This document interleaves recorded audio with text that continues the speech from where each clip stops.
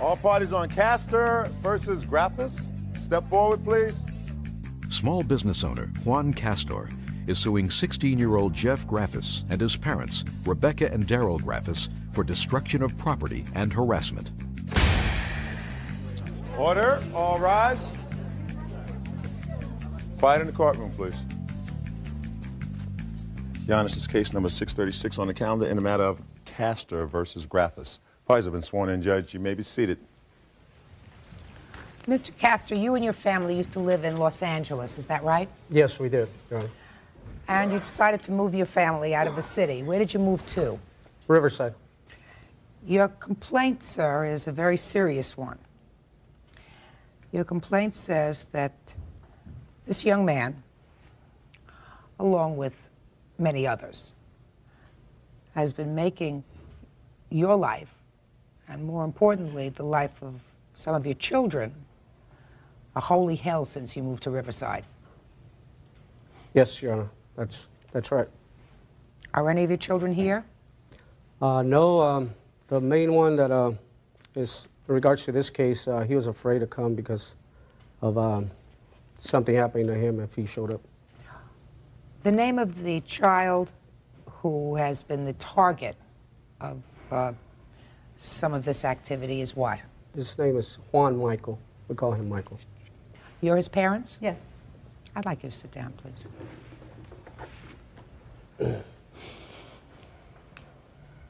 Are you a member of a gang? No. You know any gang members? Yeah. Try yes. Yes. What's the name of this gang? West Side. And how many morons are in this gang? I don't know. Give me an estimate. 50. You hang around with any of them? Sometimes. Only like 1 or 2 of them. Hmm? Do you know his son? Not really. I just know who he is. Have you ever spoken to him? Yeah, once. When? When he told me he was going to kick my at school. You mean just came up to you out of nowhere and said that to you? I was sitting right there at my desk. He looks at me and he says, watch, I'm going to kick your after school. For no reason? You think he just didn't like the way you did Because my your friend hair? threw a bottle at his car. Your friend threw a bottle at his car, but your friend was a passenger in your car. Mm-hmm. Yes. And how many people were in your car? Me and 2 others. And you were driving? Yeah. Yes. Now, you were driving your parents' car? Yes. What's the names of these other 2 people? Vincent and Johnny. Have you ever watched me before try a case, Jeff? Yes. So you know that it's not a good idea not to give me truthful answers. Yes. You know that? Yes. Is Vincent a gang member? Yes. Is Johnny a gang member? Yes. Did you ever tell your parents they were gang members? Yes. And what have they told you? Nothing really. Told me, like, watch out for him.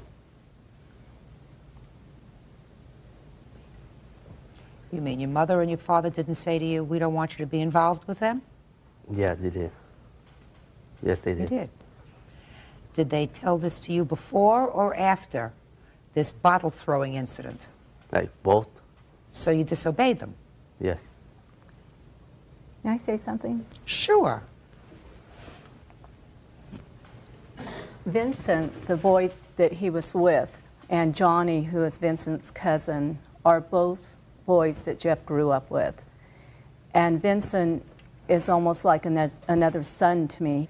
And the reason why Jeff was allowed to hang around with these 2 boys is because of the relationship and the bonding between us. It had nothing to do with them being in a gang. You know, we said it was okay if he hung around with these boys, but not to necessarily do what they are doing. Don't you hear yourself? He's absolutely right. He says that the parents are just as responsible for the activities of their children when their parents attempt to cover up for them, make excuses, put your hand down. I didn't think that that was true. I said, why would parents do that? Because, Miss Graffis, I have 3 sons. And if I knew that some boys that my sons were hanging around with were gang members, I wouldn't care if I had nursed them. I would say to them, you are forbidden to hang around them. And if you do, you will not have the car. You will not go out at night. I will not feed you. Instead, you say they're bonded. That's an excuse? That's not. What, are you kidding me?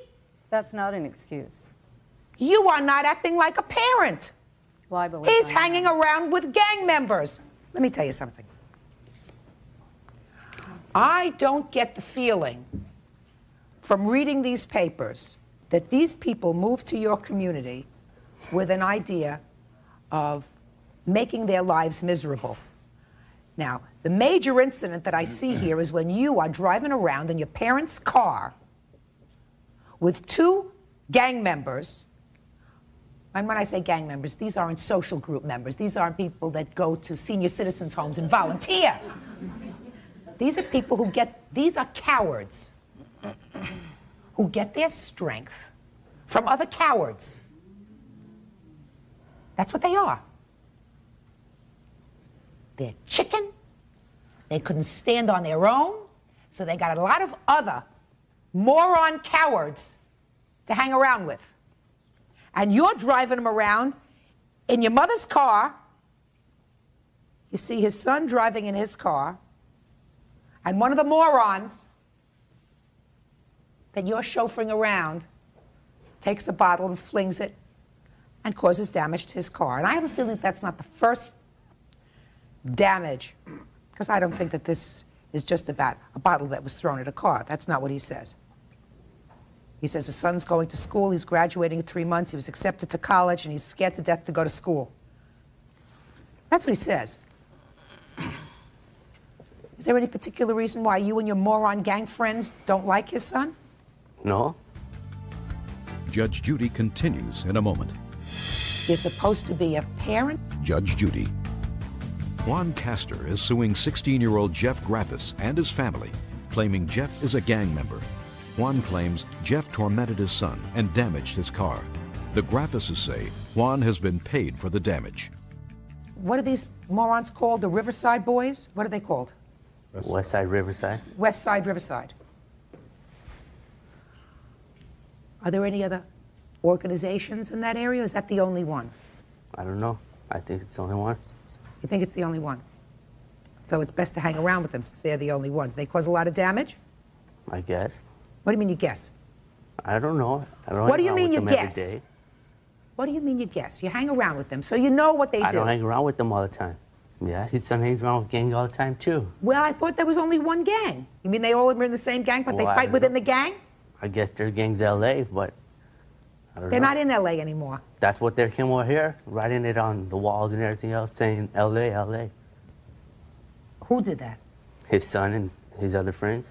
Is that a gang, Los Angeles? I guess that's what they're saying they are, a gang. You know anything about that, sir? And they just figured because we come from LA that we must belong to a gang. Or not we, my son must belong to a gang. He's never done anything to them. He's never caused any problems for them. They, in their mind, I guess they need somebody to pick on or fight with. Mr. Castor, were you compensated for the damage to your car? I was compensated $150 by Vincent's parents. Did you, when you went to Vincent's parents' home, did you go to their home or did you speak to them on the phone? And we met personally, and I spoke to them about what had been going on with their son and made it clear to them that it was happening, and I was hoping that it would stop. Did the situation get better with Vincent and your son? No, as a matter of fact, it got worse. Where is your son going to school, sir? San Bernardino State University. But he'll be going out of the area. Will he be living Actually, at home? no. Unfortunately, he won't be going out of the area. They accepted him through a program there near the area because we live so close to the university. Well, it might be a good idea, sir, if you could see that he could go to some other campus. That probably would be a better idea. We really can't afford it. We're hoping that he'll change. He'll be able to transfer somewhere else after he is in there. How old are you? 16? Were you ever arrested? No. Vincent? Yes. Johnny? I don't know. What was Vincent arrested for, That bottle throwing incident? other than that? Nothing? May I say something, Judge Judy? Sure. On behalf of my son, I have a letter here from his guidance counselor. And after the incident with Michael Castro, Jeff asked to be removed from his first period class because he was in that class with Michael, and there was tension. And Jeff has a good school record, and he didn't want problems. And Jeff decided to finish the school year at Independent Studies, and that way he would be away from Michael, and Michael could finish off his school year. It's his graduation year. And then this way, Jeff can go back to the regular high school after this school year when Michael's gone. So when you say he's on independent study, that means he doesn't go to school during the day? He goes to school 1 day a week. Who's at home with him during the day? His father works at home. And what does he do during the day? Jeff? Yeah. He studies. He's finished 2 classes. So you're home now? Mm-hmm. Still hang around with Vincent and Johnny? No, not really. Not really is not good enough. Okay. You dying to say something? Come on Yes, up. I'm dying to say something. Go ahead. Jeff does hang around with Vincent on occasions when Vincent is driven by his parents to my house and he visits Jeff at our house. They do not leave the property when Vincent comes over. He behaves himself at my house. But I do want to So say did something Mussolini. else. I do want to say something else. Mussolini Mike- had terrific table manners. Mike- Mr. Graffis, listen to me. You're supposed to be a parent first and a friend second. Mm-hmm. And if you now know that your son's friends, these 2 boys, are gang members, and you know what gang members do outside of your home, whether they are terrorizing people, whether they are into drugs, whether they're into beating up people, whether they're into fights. If what you're suggesting to me, sir, is that you think you're a good parent because you don't permit him to go out with Vincent, and Vincent stays in your house, and of course he's not going to do any of these things in your house, I'm telling you that I think that you are extremely short-sighted and naive. Because you don't take good character or bad character and leave it at the doorstep. Whatever you have comes with you, whether you're inside your house or outside your house. And if these 2 boys, according to your son, are gang members, now your son says he's not. It's hard to sort of figure that out because, you know, gang members usually only hang around with gang members. So maybe you're not getting the full scoop here. However, if these 2 boys are gang members, and I'm assuming for the moment, although I don't believe it, that your son is not, but I'm assuming that, then if I were the parent, I would say, you're not having anything to do with these boys. I don't care if you have no friends, but I'm not going to let you hang around with somebody that I know is a gang member, because gang members do things that are not good, not productive, and I don't see any reason for you to hang around with them if you're not a gang member. And if that means that you have no friends till you go away to college, if you go away to college or go into the army or whatever else, so be it. And for you to suggest that it's okay is just ridiculous. Judge Judy continues in a moment. Real people, Judge Judy. Juan Castor claims 16-year-old Jeff Graffis is a gang member who harasses his son and damaged his car. Now, Mr. Castor, your lawsuit seeks compensation from these people. Quite frankly, you don't have a case because I don't have a witness, because your son isn't here. And whatever your son has told you is hearsay. Do you understand that? Yes, I have police reports, though, and I have... Police reports aren't witnesses. Okay. And in order for me to actually make a determination as to whether there was actionable harassment by this young man, I would have to have an actual witness. and the actual witness could only be your son? What? What if I would have brought him and he gets hurt more by this gang, because that's what would have happened. Mr. Castor, that is very possible, sir. But courts don't operate the way you're suggesting that they operate, which means, but because he might have a problem, you therefore have to bend the rules of evidence and let me testify as to what my son said to me. Courts don't work that way. What? You know, I was at a drive-through one day. I went through and got myself a Coke, and I'm pulling out, and I had Jeff with me, and this car flies by, and these kids are flashing L.A. gang signs at me. I didn't know what they were. I was told later on that that's L.A., and the car belongs to Mr. Castor. I know that his son was driving it. How do you know his son? I have seen his son drive by our house before, so I know it was his son. Okay. I'm not excusing that. Do you understand what I'm saying? I'm saying I can't make a determination. I understand. But I am telling you, based upon what little I've heard from this side of the table, which is, what do I know? I know you have a son whose friends are gang members. Your son tells me he's not a gang member. Of that, I'm telling you, I'm not so sure. Right. I've heard your son tell me that before this incident and after this incident, he still maintains a friendship with Vincent and Johnny that you seem to think is okay, even though you know that gangs do nothing positive. It's all negative. And you still permit him to come into your home, bad character and all, bad influence and all, because they don't leave that stuff outside your door. And you still think it's okay. And I think that you folks should rethink it. I'm not excusing this side of the table. I'm not saying that they have done nothing wrong. What I'm saying to you is that what I'm hearing from you is sort of okay if he hangs around with gang members, because in my house they have good table manners. And that is ludicrous. Judge Judy continues in a moment.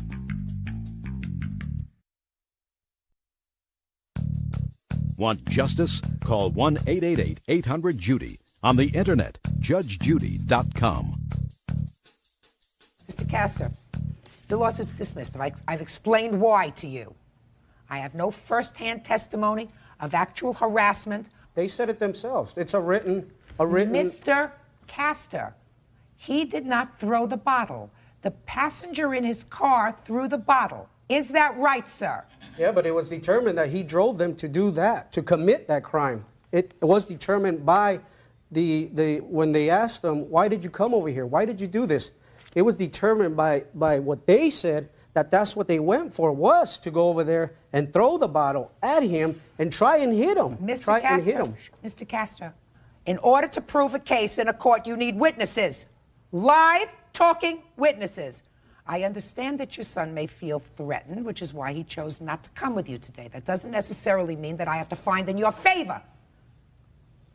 If you don't have a case to prove, the court can't make a finding. What I am telling these people is, since your lawsuit says I'm not looking for monetary damages, Judge, I put a number on it, but I would really like them to leave my son alone. And what I'm telling these folks here is, I've heard a lot of things on this side of the bench that sound ridiculous to me. Good doesn't rub off on bad. Did you ever know good food to get better when it hangs around moldy food? You know what happens? It all gets green mold. So unless you want your son to be covered by green mold, you'll start acting like parents. That's all. Parties are excused. You may step out.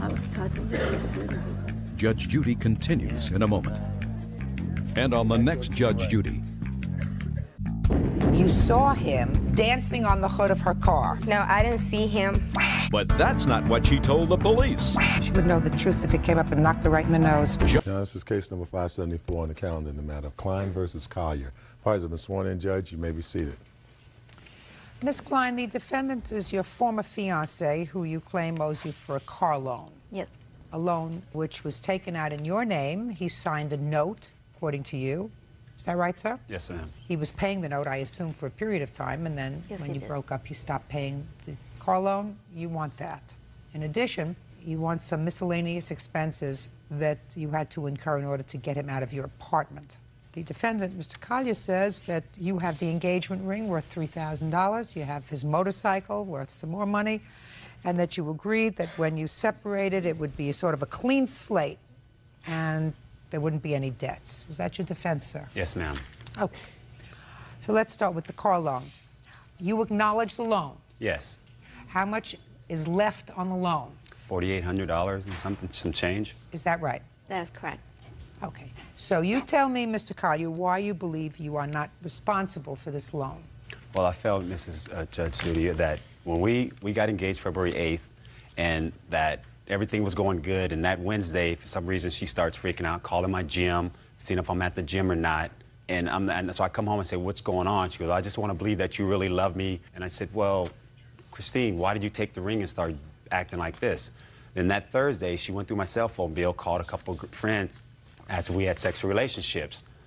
And, you know, they said no. One told her yeah, and said that, you know, we did 3 times, and I tried to tell her we didn't. I don't, you know, and the girl goes to my gym.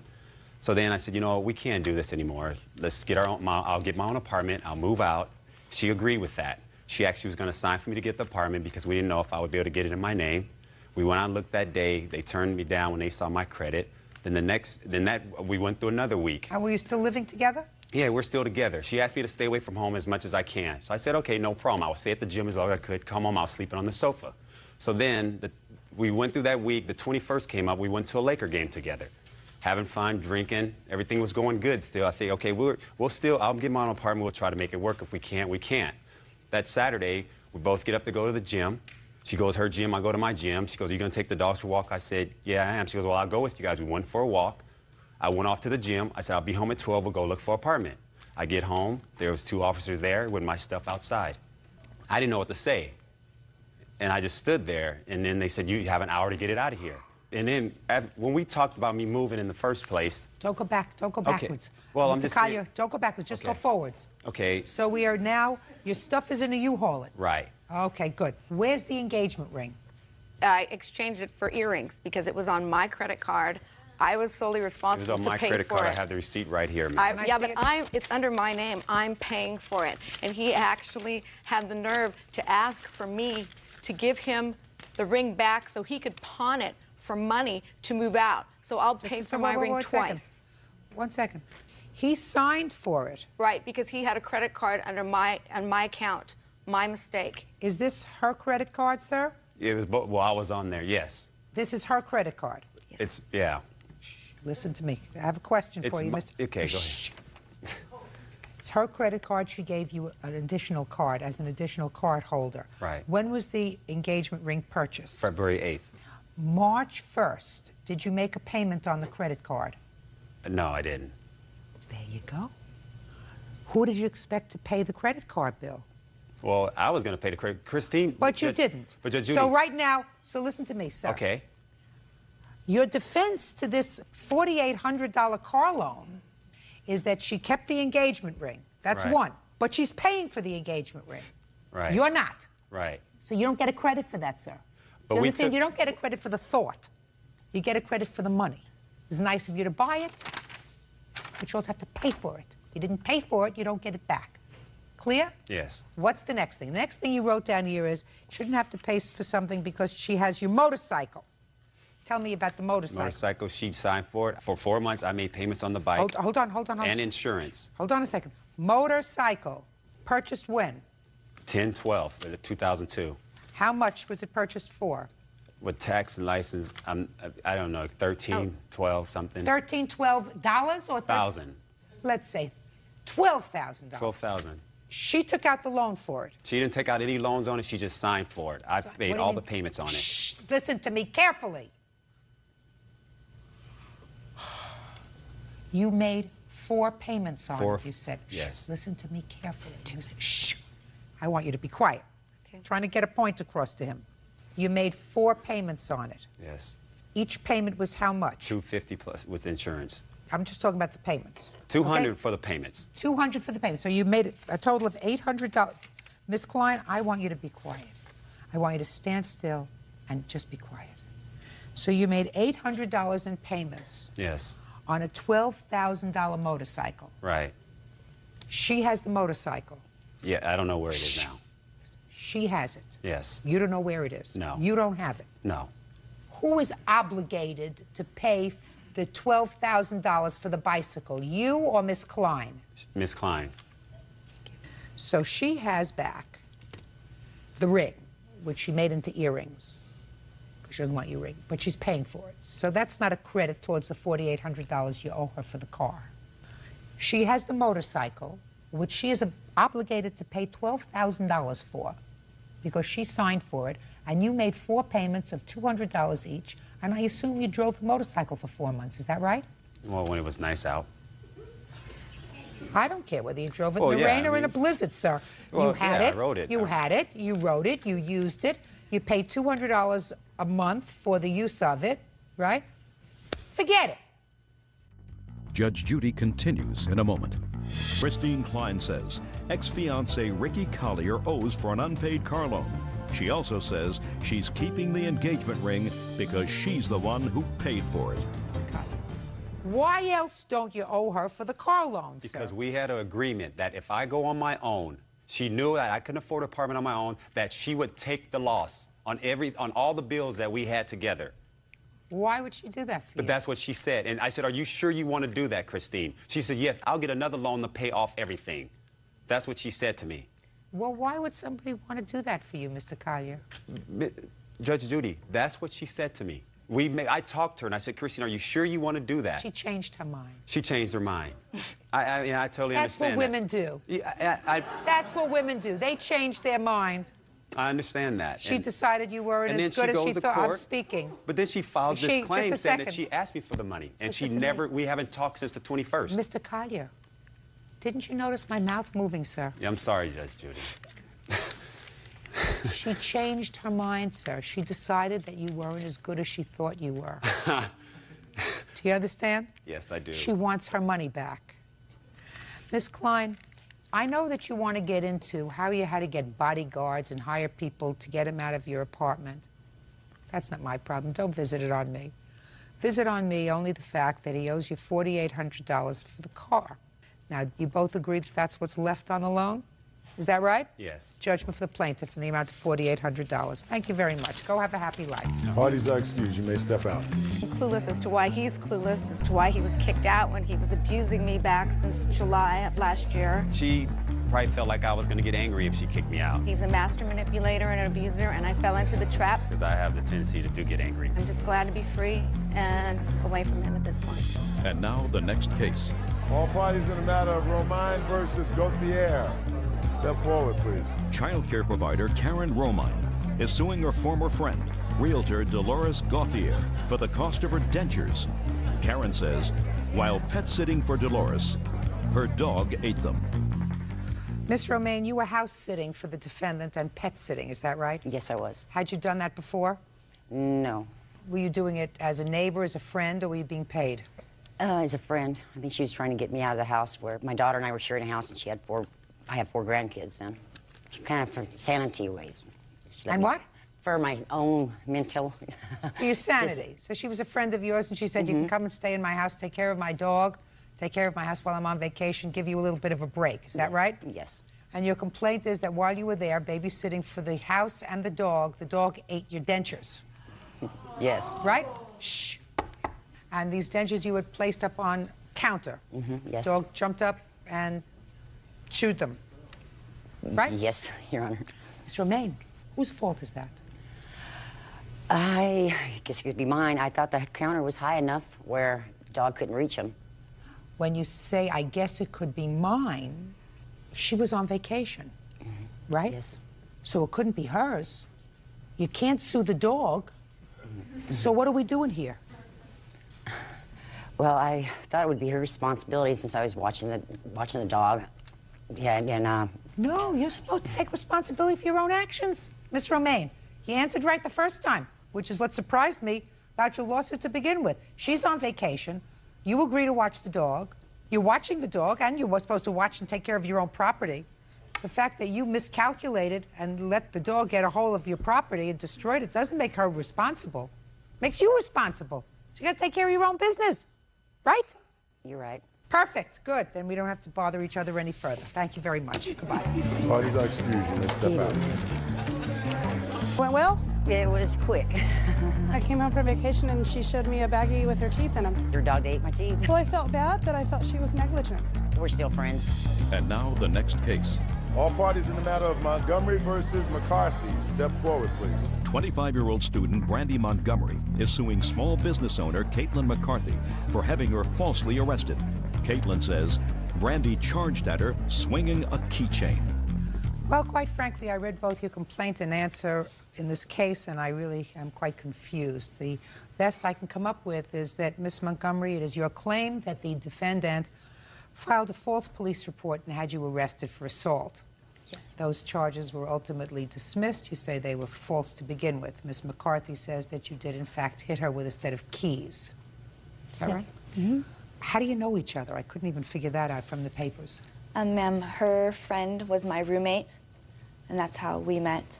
Now, you say it was a friend of your roommate. Who's your roommate? Our roommate was Dakota. Her name was Dakota. She lived with you and your husband? Yes, ma'am. Until when? That day she was moving out was that day. The reason she was moving out is because we were not getting along. So she had decided to move out, and we were moving out a couple days after that. Go ahead. I had met her once when I first moved in with Dakota, which was the roommate, and then again on the day of the incident. All right, well, I'd like you to tell me your version of what happened on the day of the incident, which was when? It was on July 28th. I have a police report right here. Would you like? I'd like to see it. Come on, start talking. Sorry. My husband and I got home from picking him up from work. We go downstairs to where we live, which is like a two-story condo type place. We go downstairs. I decide to go to the store, so I go back up. So I go upstairs. I saw the defendant in the driveway. I walk past her. I do not say any words to her. I get in my car. I drive away. I go to the store. I come back from the store, and there's sheriffs. There's about 4 sheriff cars in the driveway. I park my car, walk towards my driveway. I get arrested. And that's all you know? That's all I know. 25-year-old student Brandy Montgomery is suing small business owner Caitlin McCarthy for having her falsely arrested. Caitlin says Brandy charged at her swinging a keychain. All right, Miss McCarthy, now I'll hear you. Judge, I didn't know either Dakota except for that day. I have never met the plaintiff before the day of incident. I was asked by a friend to come and help her move. She said she needed to move very quickly because there was some back rent due. The landlord wanted the money, and she didn't have it. Who's the friend? The friend is Beverly. She lives in Nevada, but she had introduced us. Beverly, but nobody connected with the plaintiff. No, I don't know any of these people. Beverly is somebody that is not involved in this case other than the fact that Beverly asked you to go and move Dakota. Correct. That's correct. So you were actually in the plaintiff's apartment, yes, ma'am, helping Dakota move. Yes. Oh, well, now I understand. Yes. Go ahead. We had moved for a couple of hours, been packing boxes. In fact, the plaintiff did come with her husband back to the house while we were moving. So I'm helping her move, and I was in the kitchen, I was packing things, kitchen items, and Brandy walked in with her husband. They were very agitated, started to go through boxes, opening them to see what was in them. I thought, well, she might be afraid that something was being taken, right? Right. She came over to me where I was packing, and she bumped into me, knocked me into the box that I was packing. She was very aggressive, and she opened up the box, started to dig through. Did you say anything to her? Did she say anything to you? Not a thing. She didn't even say, I'm Brandy. She didn't say anything. She just did this act. I saw the agitation. I was in damage control. I thought, I don't know what's going on with these two, but I'm just going to let her look. I did. She went out, went away. A few minutes later, I went out to the garage. I went to get another box. Upon returning... And you were doing this as a favor to Beverly? Yes. Why? Yes. Well, she's a very good friend of mine, and And how did she know Dakota? I have no idea how they met, but I had something to do with their work. And she didn't have anybody there. That was the thing. She had no family, no friends. She hadn't been there very long. And so Beverly said, this girl needs help. She needs to move out today because she had surrendered the property to the landlords for non-payment. So I went over to help. She had hired some other help as well. So we were all moving, and this incident took place. I went out to the garage. I came back from the garage with a box in my hand, and Brandy stood in front of me, blocking my path to the kitchen. I didn't know what her reason to confront me was, since I didn't know her or what was going on. Did you say anything to her? I didn't say anything to her first. She said something to me. What did she say? Well, she was swinging her keys, and she had a hand on her hip and was very agitated with me, and I didn't know why. And she said, I'm not moving, and there's not a thing you can do about it. I don't know why that would matter to me, whether she moved or didn't. I was there to help Dakota get out, and I didn't know what all these incidences were between them. I said to her, well, whatever, but you need to let me pass so we can move.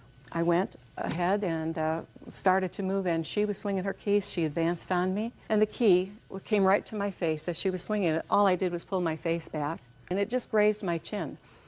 I decided that was pretty aggressive for me. I didn't know whether, it was going to escalate. Aggressive? So I went and I called the police on my cell phone. Okay, back to you.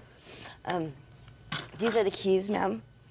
If I swung these keys around and hit somebody with them, they would leave a pretty giant mark. Not necessarily. I believe her. I have to make a judgment. Correct. She tells a very simplistic story. Can you think of a reason, Miss Montgomery, that Miss McCarthy, you didn't know her, according to both of you? Think of a reason why she would call the police on you. She knew that Dakota and I had gotten into it, and the police had already been out to the house 2 prior times between me and my roommate. Yes.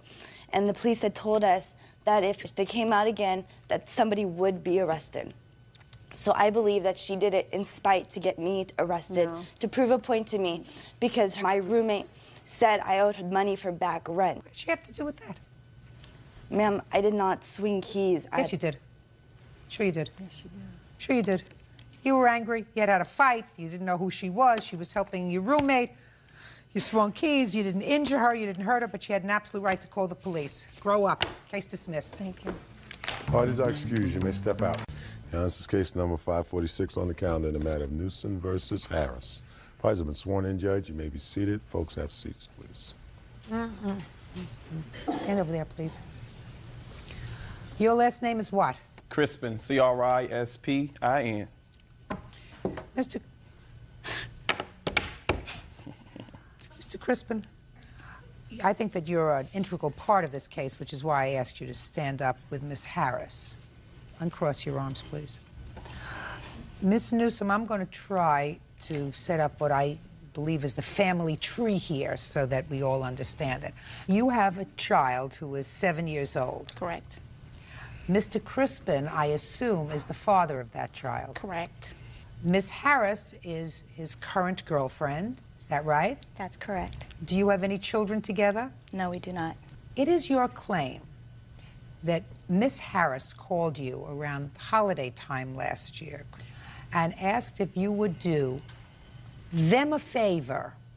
Mr. Crispin wanted to take the child that you share, your son, to visit his family over the holidays. And Miss Harris was calling to find out if you would rent a car using your credit card so that he could take Miss Harris, I assume, or not Miss Harris, just your son and himself to visit his family over the holidays. Miss Harris was doing that because she wanted to make him happy. Probably. And she said they didn't have a credit card. Would you rent the car in your name and she would pay you? Correct. And she even gave you a check for $250 for the deposit. Correct. And you said? Well, I told her that I would go on and rent the car based on the fact that she asked me, not because of him, and plus because of my son. Okay. Now, did you get along with Miss Harris? Yes. Excuse me, Judge. What? Do me a favor. Take your hands out of your pants, please. How should I be standing Just like stand this? with your hand. Just stand with your hands to your side. Okay. Okay. Thank you. Thank you, Bert. You get along with Miss Harris? Yeah, she was cool. We was pleasant. I got And when along. your son goes to visit, Exactly. she's nice to him. She so you got called along. and checked up to see how he was doing and everything. Exactly. Good. Perfect. But I assume you don't get along with Mr. Crispin that well. No, I do not. Okay. So you said you would rent the car for her. Exactly.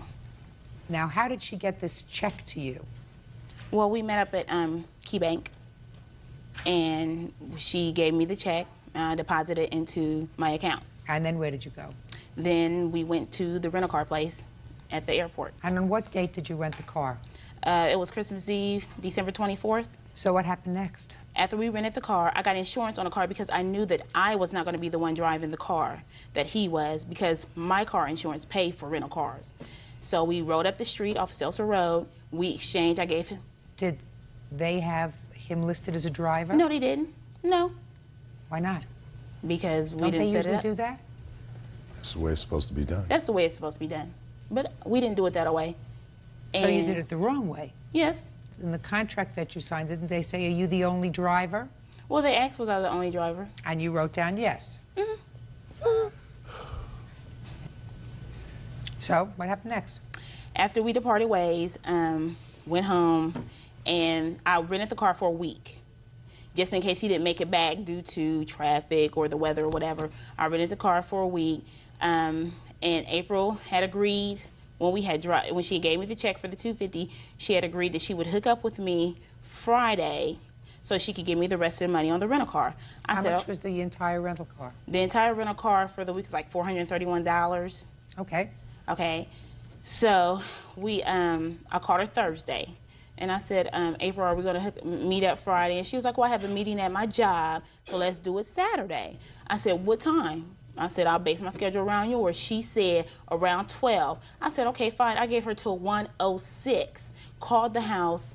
She did not answer the phone. So then I said, okay. So then I called back later. I said, April, she answered the phone. I was like, April, what's going on? Are you going to meet me to get the money? Well, Jeffrey's not back. I said, what does Jeffrey being back have to do with you giving me the money for the car? She said, well, I can't get to the bank. I said, well, April, he has the rental car. He doesn't have your car, so he's not going to be using your car. He's out of town. And she said, well, I have to wait till Jeffrey get back. I said, okay, fine. I said, well, you know that the car is supposed to have been turned back today. And I said, if the car goes any longer, you're going to be responsible for paying those extra days. She said, well, I know, but I'm not. She said, I don't have an ATM card, and I need to go to the bank, but I can't go to the bank until Monday because I don't have an ATM card. Did she ever give you the money? No, she didn't. What happened with the $250 check? Well, she gave me the check for the $250. I deposited it into my account. A few days later, I received a letter from my bank, which is right here, stating, please find and enclose a copy of the 12/24/2002 deposit of $250, which has been returned unpaid due to the account is closed. As a result, we have deducted this amount from your account along with a $20 return deposit fee. Judge Judy continues in a moment. Lavonda Newsom claims her ex-boyfriend's current girlfriend, April Harris, owes for a loan to rent a car. April says Lavonda should be suing her ex. Okay. Okay, Miss Harris. I know there are a couple of other smaller issues with regard to gas in the car and that sort of stuff, but I would like to hear your version of these events, madam. Okay. Granted, she was called to ask to rent the car for Jeffrey. Okay. She told me that she needed an extra $250 to show for a deposit in the... Now, just a second. She called you? Or she had informed me when she was calling the rental car companies. I want to know how you got to the rental car company. Did you call her and ask her to rent this car? I just said that. I Well, said let's go a after little I spoke slower. to her. Okay. Let's go a little slower. I called her. You called her for what purpose? To see if she would help me rent Jeffrey a car. Jeffrey was wanting to go home to Alabama for Christmas. She had told me that the amount of the rental required a $250 deposit. I told her that I would give her a check for $250. However, that check will not clear my bank. She said that was fine. I told her, and she did know, that if it's a deposit, that she would get the deposit back for the rental. Why didn't you rent a car for Jeffrey? My credit card was maxed out at the time. It was Christmas. And this was a So, last Miss minute Harris, thing. listen to me carefully. I'm listening. So, Miss Newsom is correct when she says that you called and asked to rent a car for your boyfriend using her credit card because you couldn't use yours. This was going to be a gift for him from you, right? For the both. I didn't ask you a thing. Actually, this was going to be a gift from you for Jeffrey. Yes. All However, right. sir, ma'am, I do apologize for that, Your Honor. Just a second. Per my understanding. Don't tell me what your understanding was. Don't pay no attention to what he's saying to you, madam. I want you to understand this. You don't want me to make you look foolish, do you? You know I have that capacity to do that if you're lying to me. You understand that? Yes. You don't want to look foolish in front of a whole bunch of people, including Bird. So you called her and said, I want to rent a car for Jeffrey as a gift for him. but I don't have a credit card. Can we use yours? Which is pretty much what she said. Is that right? Not in the same language that you just I don't spoke care back what in high language it was. That Well, was if you the want me to tell understanding. you what happened, then I would be more than happy to tell you my side. But that would require me speaking. Around Christmas, according to your answer that you swore to, Miss Newsom, that's her, wanted to rent a car for the holidays but lacked the $250 deposit. That's what you swore to in your answer, but that wasn't true. You called her to rent a car for him. Per my understanding, they had already spoke about renting a car to go down there. True. And she already She needed knew. an extra $250 deposit. She knew about the No. checking and everything. No. She knew. I didn't speak to you. Well, the truth ain't been told here. Did you hear me? I didn't speak to you. I understand that. Good, then sit down. I'll do so. I'm tired of standing. Good. I know, you probably work very hard. I do. No, he don't. I do. You do? He don't. Really? How much child support does he pay? He doesn't pay me. He's been sworn. You need to check the mail. Okay, question. I'm going to answer your question. 0. How much? 0. Could take some of his gold, maybe we can sell it. Exactly. Listen! Your answer, Miss Harris, says she wanted to rent a car but lacked $250. Now, what doesn't make sense is for her to want to do something nice for Jeffrey. Do you understand? I don't even know Jeffrey, and I wouldn't want to do anything nice for him for Christmas. Exactly. Lavonda Newsom claims her ex-boyfriend's current girlfriend, April Harris, owes for a loan to rent a car.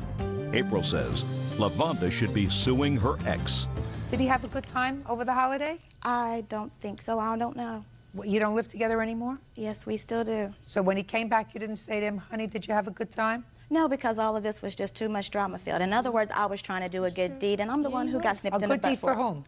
For him, and per my understanding for her, because her daughter was going away with her father for Christmas, so Quavon was going with her, with Jeffrey. So basically, all in the matter is to settle things, to make everything just copacetic for Christmas. Her daughter's going to be with her father. Quavon would have been with Jeffrey. She would have been on for Christmas. I would have been on for Christmas. The check was given. She was aware of that, okay? I'm talking about who called whom. You called her. They called And according both. to you, said to her, would you do this for me because I don't have a credit card that I can use? That's what you said to her. Pretty much, because she was calling wanting to know if Jeffrey would be able to take their son, or is Jeffrey still going to take their son to Alabama? Exactly. And Is I he said, still? I'm not sure yet, because Right. Jeffrey, until the last moment, did not say he really wanted to go until Christmas Eve. But you had made the arrangement before Christmas Eve to rent the car for him, is that right? Not with her, no. Called me a week prior. What date did you call her to rent the car? I think it was the day before New Year's Eve, which was The the day, 23rd. but not New Year's Eve, you mean Christmas. The day before, which would have been the 23rd of December. So I'm saying to you, you said he didn't make up his mind that he wanted to go until Christmas Eve, but you had spoken to her before. No, I didn't speak to her until that day. A day prior is before. A day before. Well, yes, ma'am. Yeah. Give her money, $600. Judgment for the plaintiff. Goodbye. Hope you enjoy him. Parties are excused. You may step out. Whatever the situation may be, she should have went at him. So obviously there's some type of vendetta, but she got her money, so she has no reason to call my house. She has no reason to bother me whatsoever. So I hope she just gets to life and get on with herself. Even though she told me I should have got it from Jeffrey, but I wouldn't have rented the car if Jeffrey would have came to me and asked me for the car. I did it for the sake of her and my son because she came to me because me and her was cool. She wanted me to take my son out of town. She wanted to go do whatever she wanted to do, and that's the case closed, you know? My son is going to be, he's the one that's going to basically be out of it due to the fact I'm not letting him see his dad due to the fact his dad don't pay child support. That ain't got nothing to do with this here. You running business all out like that. And now the next case. All parties in the matter of Peterson versus Matheson. Step forward, please. 21-year-old equipment operator Edward Peterson is suing the mother of his underage ex-girlfriend, healthcare provider Sherry Matheson, for unpaid rent. Sherry claims, in lieu of rent, she did housework. Mr. Peterson, it is your claim that the defendant owes you for rent. Owes you for rent for herself and her daughter when they lived with you in a shared house and you were all on a lease. Yes, ma'am. Miss Matheson says there was never an agreement that she was going to pay you rent. Mr. Peterson, when did you lease this house and who lived there? I began the lease on this house, I believe it was the 4th of October of last year, and the initial parties that moved in were myself, Sherry, her daughter Amber, and Sherry's boyfriend Dan. Now, in reading these papers, it is intimated in these papers that Amber, that's the daughter, was your girlfriend. Yes, ma'am. And how old are you, sir? I'm 21 years old. And how old was Amber when she moved in? I found out that she was 16. Amber was 16. Now, I was at the Wait, time... shh. Okay, what you know. Amber was 16 at the time, is that right? Yes, ma'am. Now, how many bedrooms were in this house? It was a 2-bedroom townhome. I assume that Miss Matheson, who moved in with her boyfriend, and your boyfriend's name is? Dan. Dan, shared one bedroom. Yes, ma'am. And you shared another bedroom with Amber? Yes, ma'am. With her mother's consent? Yes. Shame on you. Big time.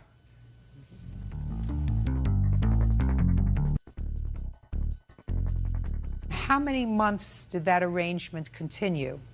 That arrangement continued for 2 months, and at the end of the 2nd month, I had not received any money from Amber or her mother for the Amber rent. wasn't going to pay you any money, sir. Was that the arrangement, that Amber pay you money? The arrangement was that everybody pays their own portion of the rent. There were 4 of us living Amber there. can't pay her portion of the rent because Amber's a minor. Right? Correct. So how much was her mother supposed to pay? Let's see. Her mother would have paid the $312 for herself per month, and the agreement was that she would also pay the $312 for her daughter, which would be $625. Bull. Bull.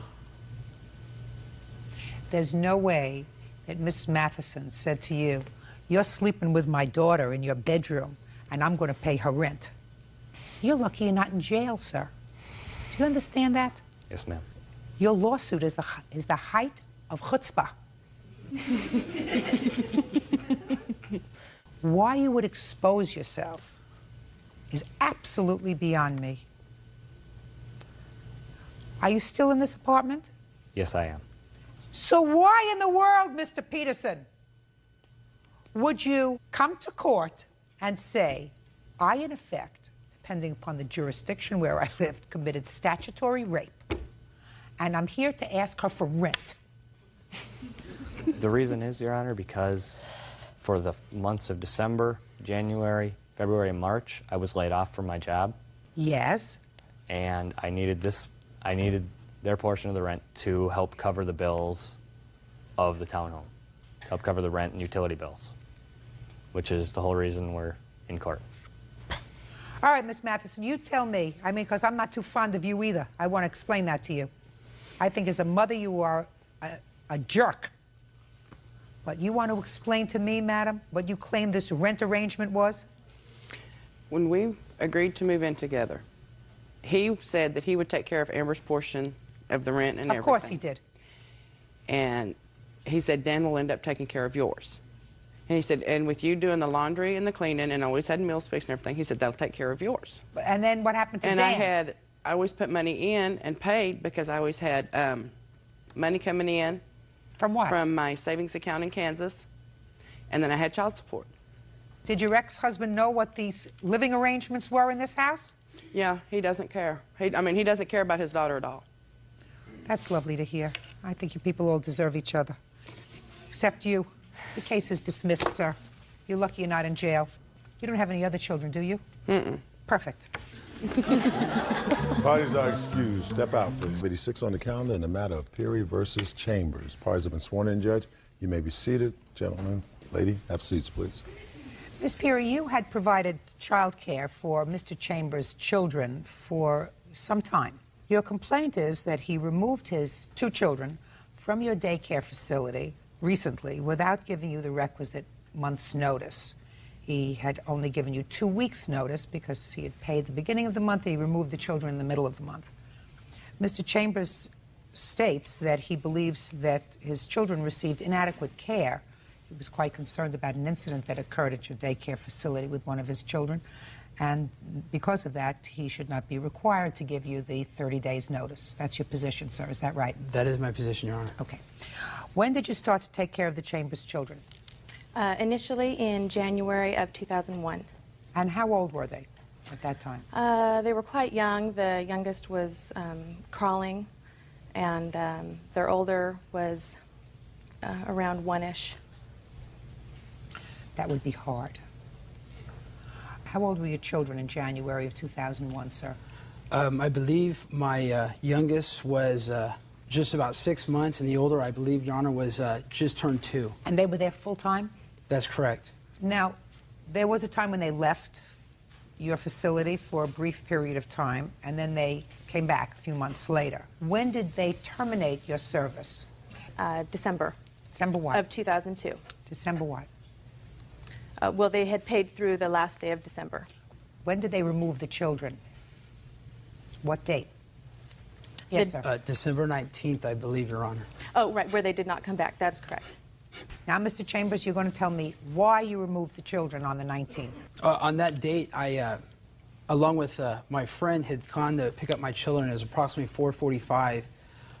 When I arrived, my child, who was 3 at the time, was sitting next to a piano in the living room, crying, and he had... What's his name? His name is Tyler.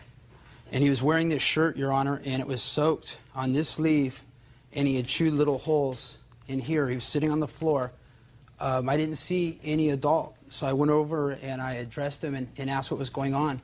At that stage, my 2-year-old ran up and said, Tyler's in trouble. Then the adult supervisor at the time, whose name was Liz, entered the room and said, "Oh, I'm glad you're here. We're very angry at Tyler." I asked her, well, what's going on? She goes, he scratched Mrs. Just a second. Is Liz an employee of yours? Yes, ma'am. Where is she now? Because of the incident, they had a state investigation, and all claims were cleared. And so Where is she now? She's working at the daycare. You did not bring her? No, ma'am. Where were you during this incident? I was present. You were there at 4:45 p.m.? I had left at 3:45. So you weren't there at 4:45? Correct. Her employee's working. She chose not to bring her. I'm going to let you tell me what she told you. Yes, ma'am. And also, she said they were very angry at Tyler. They were very angry at Tyler. He had scratched Miss Jen's piano. She showed me the scratches. There was considerable damage. He is only 3. To me, it was my understanding he had been doing it for some time. Did Tyler cause considerable damage to your piano? No, I did a simple polish on the piano, and they all but disappeared. At the time, it looked like it was scratched? Oh, it had been scratched, but it wasn't considerable. It wasn't anything that I was too concerned about. But he had done something. Okay. Were you present when he scratched the piano? Yes, ma'am. What time did he scratch the piano? It was during nap time, which was 12:30, between 12:30 and 2 o'clock. Well, where were you? During nap time, he lays in the living area, the general area, and I am in the kitchen area, which overlooks the general area. You did not see him marking up the piano? No, I did not. When did you discover that he had marked up the piano? When I was cleaning up after nap time. What time, 2 o'clock? Yes, it was between 2 and 2:30, and had found the scratches and said, "Tyler, did you do this? What happened?" And he showed me he had brought in a piece of clay from outside. We'd had a windstorm and a pot broke. Brought it in and had started writing his T's and his letters on the piano. Judge Judy continues in a moment. Provider Jennifer Peary says former client Mitchell Chambers owes for breaking their contract. Mitchell claims Jennifer gave his son a 3-hour timeout. So from 2:30 to 4:45, he was in timeout? No, ma'am, no. He was in a 15-minute timeout. Yeah. Well, why was he still sitting in a corner at 4:45 crying? That is not the case. Well, you weren't there from 3:45 until at least 4:45, is that right? I did ask Okay. Now, what did her employee Liz tell you? I asked her, well, when did this happen? And she stated between 12:30 and 1. The children were down for naps, and she heard Miss Jen scream and was upset about the piano, and then she said that they found some pottery in the room. They asked Tyler, and Tyler said he had scratched the piano. And this is the shirt that he was wearing. and his diaper was also wet.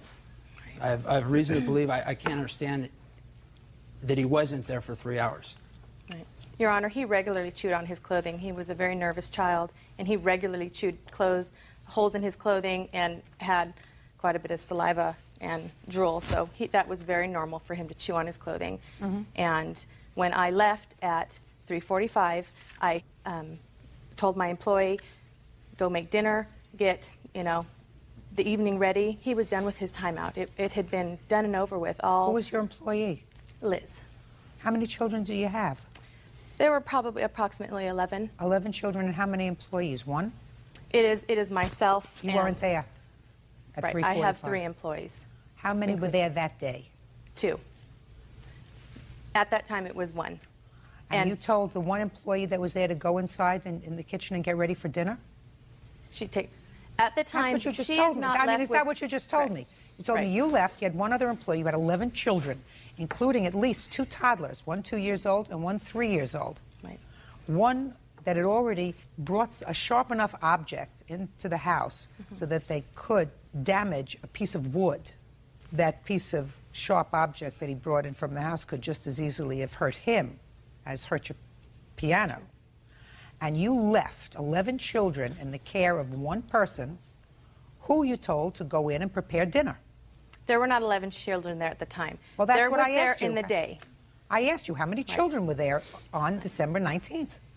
For the total day. But when I leave one employee in charge, no more than 8 children can be there at a time. Good. You left one person with 8 children, correct, toddlers, and you told that employee to go and prepare dinner. Right. She takes the children with her into the kitchen area. Miss She Perry? has, pardon me?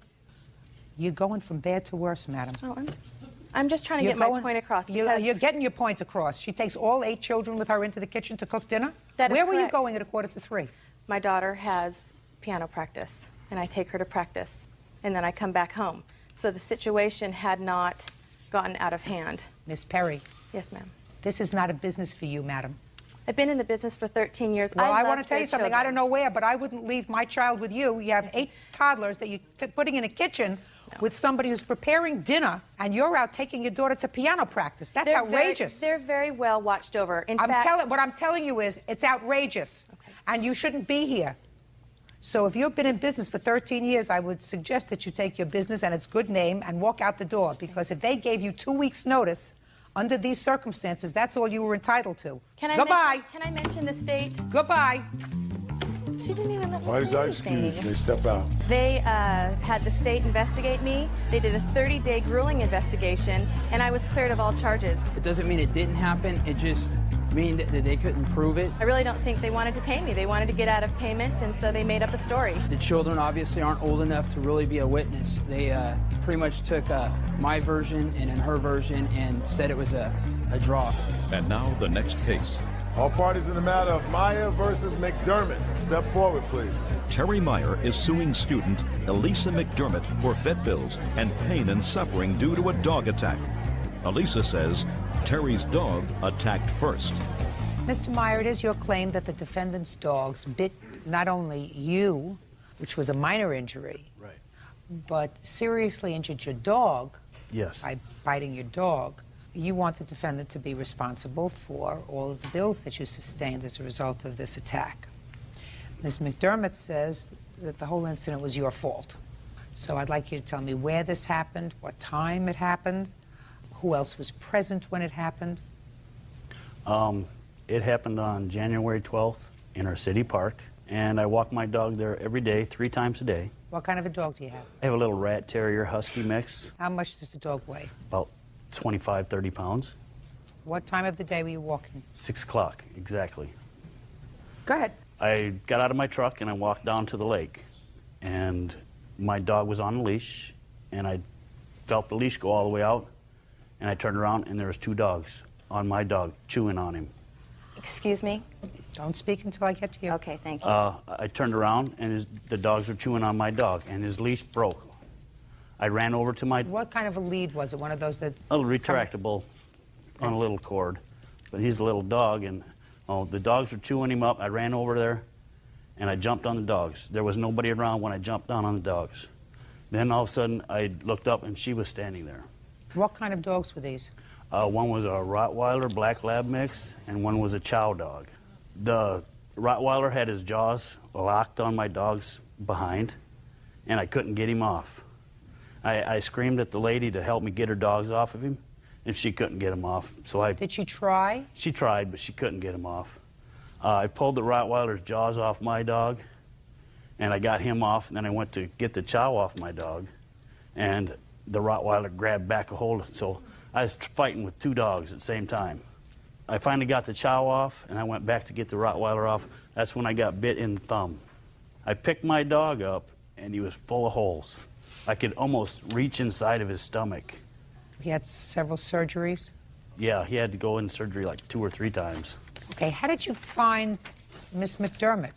I searched everywhere. I couldn't find her after I took my dog to the vet. She was gone already.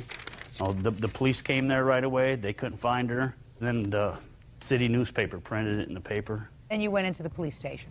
Yes, I did. Okay, good. Now let's go back to the 12th. Okay.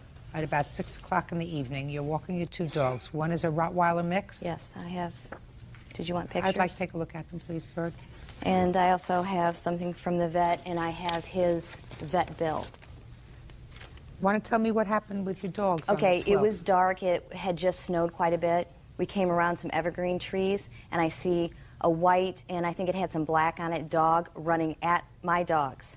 So my dogs protected themselves. They did not attack his dog. Were your dogs off the leash? Yes, they were. And I paid the fine, and his dog actually was off the leash also. I know, but unfortunately, his dog didn't bite yours, nor did his dog bite you. He threw himself on his dog. My dogs didn't go after him. All precipitated by the fact that there were dogs off the leash. Ms. And McDermott. actually, his dog did bite mine, but my dogs, as you can see in the pictures, have really thick fur. I'm waiting for why you don't think you're responsible. Because his dog wasn't on a leash, my dog wasn't on a leash. My dog did not attack his dogs, nor did they attack him. Well, let me ask you this question. What efforts did you make to pry your dog away from his dog? He ran about the same time I did. He threw himself on his dog, and I retrieved my dogs. He never tried to retrieve my dogs because he was laying on the ground over his dog. What caused you to go to the police?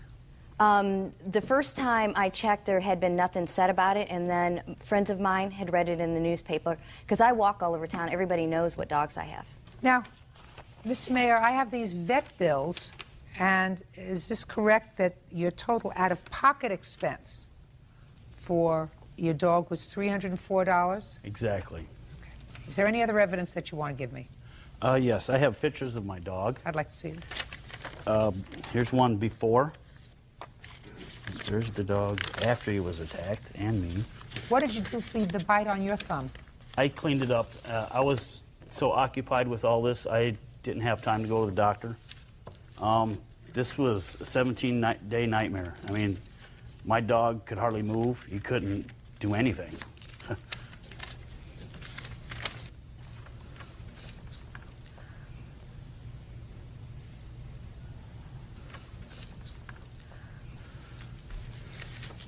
I have... Miss McDermott, is this the first summons you've received for letting your dogs be without a leash? Anything else? Yes, Your Honor. I have her arrest. Well, she turned herself in, but they considered it an arrest Can I see that, Bert? And if her dog didn't bite before, why did she put her own dog to sleep? Which dog did you put to sleep? I put the Chow to sleep. Why? Because when he was very young, I had problems between the 2 dogs. And what I felt about the incident was that Chewy is that's the Chow that I put to sleep, is a very protective dog. He's not a vicious dog, he doesn't attack, but he was very protective of me. And I didn't want to have a situation where a young girl lost control or a young child lost control of their dog. It happened in another city. Your Honor? Yes. Now, she put the Chow to sleep, but the Rottweiler did all that damage. Those dogs were vicious. I mean, there was... And what if it was a little kid at the park? Because we live by a school. Well, Ms. McDermott then takes a serious risk. This is certainly some serious damage that was done to this dog, and this was done by the Rottweiler. Yeah, most of it, just the puncture wounds on the back. See, now I don't know how he can say he knows which dog gave, because he threw himself on the dog and it was screaming and excited and his dog ran at us. He knows. So I put my hands in their mouth to pry them out. I know what dog they were. He knows. Okay, so the pain and suffering that you're asking for is the pain and suffering for the dog. Yes. I don't know of any court that awards pain and suffering for the animal, sir. This clearly was a situation that was instigated, in my judgment, by her two dogs being off the leash. And I wish I had more confidence in the fact, Mr. Mayor, that your dog was on a leash. Yes. Do you understand what I'm yes, saying I to you, do. sir? I'm not so confident that when you let your dog out of the truck, Right. you weren't just going to go around the park comfortably like she was doing. That doesn't say that this should be the result. Right. So absolutely, Ms. McDermott has to pay for your vet bills. And I'm also sure that, are you a working man? No, I'm disabled. I don't work. I spent 17 days taking care of this dog. Oh, okay, because I was going to say you are also would also be entitled to the time that you spent away from your job tending to the dog. Yeah. Taking the dog to the vet, but you are unemployed. No, Are you I'm disabled. Yes. Okay. So judgment for the plaintiff in the amount of $304. Thank you. That's all. Parties are excused. Yeah, this is case number 572 on the calendar in the matter of Mika versus Coker. Parties have been sworn in, Judge. You may be seated. Folks, have seats, please. Mr. Mika, according to your complaint, you signed up with the defendant's dating service. Yes, I did, Your You Honor. paid her a substantial amount of money, and according to you, she did not fulfill her end of the bargain. That's correct, Your Honor. Just a second. Miss Coker says that you do, in fact, have a contract with her that you signed, that you did perform her service, and that you're not entitled to a refund. Yes, ma'am. Okay. How did you find her service, Mr. Mika? I looked it up in the phone book. How did you choose her service over any of the others? It was the only one in town. I live in a rural area. So she was the only game in town. Yes. Did you make an appointment to see her? Yes, I did, Your Honor. Where did you go? She came to my house. On what date did she come to your home? March 1st, 2002. Tell me about the meeting. All right, she came and she had told me that she'd had these people that she would introduce me to, and she said that basically that your trouble looking for people will be over. I'll send you. At first she said 10 to 15 referrals per month, but in the contract she wrote 6 to 8, and that I would pay $24.95 up front, and that I would get a minimum of 6 to 8 referrals per month for life or until I was married. So she came. That's $2,495. That's correct, $2,495. Okay. So I had received 12 referrals at the time I signed up for the contract. Should I tell the rest of the story with it? Absolutely. Okay. The first person I went out with was a school teacher, and she thought would be a good match. And when I went out with her, we went to a restaurant, and she says, there's one thing I have to tell you. I think you're a really nice guy, Jim, but I am going out with someone. And Carol knew that at the time she set me up with you, and she should have never set me up with you. She also told me that she had paid $1,200 for the dating service, and her boyfriend had only paid $750. And she asked how much I paid, and I had to admit that I paid nearly $2,500. I had gone out with 2 of the other 12 people before I left for the state of Maine on June 17th, and at that time, neither one of those worked out.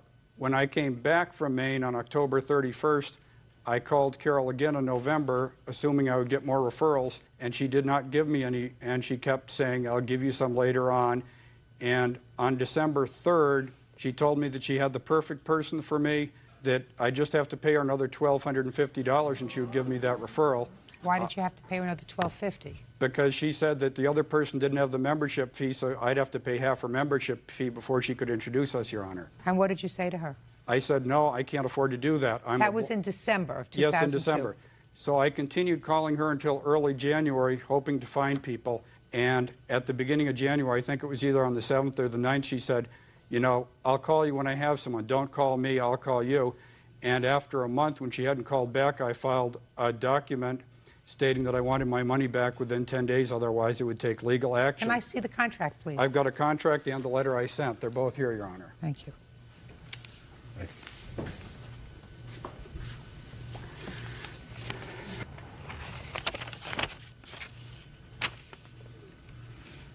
The names written on top of this contract, are those the names of the people that she furnished you with, sir? Yes, they are. Okay. In your letter, you say that recently you told me personally that you could not fulfill the terms of our contract due to the fact that I am blind. Did she ever say that to you, sir? Or did she say the reason I'm having difficulty is because you're blind? Well, she said that it's hard to find people because you're blind. That's what she told me. Okay. I just wanted the exact language, sir. Right. She didn't say I'm not able to fulfill the contract because Right. of your She said she can't find people for me because I'm blind. Okay, fine. Okay, Ms. Coker, now I'll hear you. Your Honor, first of all, Mr. Micah joined my service on March the 4th. In fact, I have his contract here. I have a copy of it. I'm looking at it. Okay. All right. At this time, when I had given him the ladies' names and numbers, he told me he was a very proud man. He told me that he had a dog named Gidget and that he walked 10 to 12 miles per day and that he was very self-sufficient and that he could maintain his livelihood and so forth. So when he met even the one lady that he's speaking of particularly, okay, when he joined the dating service, I gave him her number as well as many other ladies' names and numbers. I got you. So, okay. let's go. Also, he asked me not to hold him being blind against him, and I told him I do not discriminate. I am No. not. All right, so now I have some specific questions for you. Did you ever say to him that you had someone that you thought would be perfect, but that person could not afford to pay their membership? And would he be interested in paying for 1/2 of her membership so that you could make the introduction? No, ma'am. That statement was not made, ever. In December, you never had someone that you thought was great for him, but who couldn't come up with the membership in your No, ma'am. organization? I told him then that the lady had moved and that she was having trouble coming up with her funds, and as soon as she got her tax refund, she was going to join the dating service. At that time, I asked him if he would work with me. He said yes. Work with him how? Give me time to get more people in, that I would reduce my cost, that I would give free memberships to ladies for him to meet. I would do anything. Well, why don't you do that with this lady? Well, because bottom line, Your Honor, I'm not God. I have no control over people losing jobs. Oh, listen to me. You're not following. You're doing a lot of double talking. You can't go to double talk me, Miss Coker. You just said to me that you had a lady that you thought was suitable for him in December. The only problem is she had lost her job and she didn't have the funds to join your service. Correct. So you were going to wait for her to get some funds to join your service before you introduced her to Mr. Mika. That's correct. And 2 seconds before you told him that you were going to reduce your fee or not charge a fee so that he could, in fact, meet people. Ma'am, that was in December. That's what I'm saying to you. That was in December. Correct. So? In January was when I told him I would start reducing my fee to the Why ladies. didn't you do it in December? You weren't fulfilling your contract in December. Why didn't you do it in Ma'am, December? he was still seeing the lady that he was originally had met through my dating service. Were you dating somebody then, Mr. Mika? No, Your Honor, I was not. Okay. My next question, Ms. Coker, is, do you have one set fee for everyone? Answer the question, madam. Yes, I have one set fee for everyone. Okay. Now, so that if I were to pick up the telephone and call these 12 women, they would tell me that each of them paid $2,495 for your service. According to what time they joined the service, how long they've been in the service. That's not what I'm asking you. I'm asking, you're double talking me again. Ma'am, what I'm stating is that when cost of advertising goes up, I have to increase my price. Okay? In March of 2002. If someone... It's very easy to find out, Ms. Coker. I'm speaking.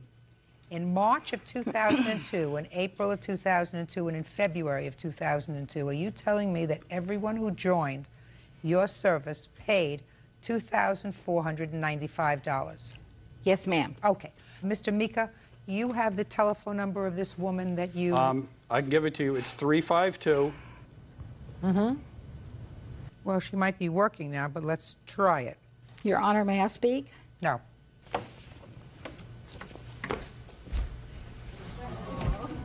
Judge Judy continues in a moment.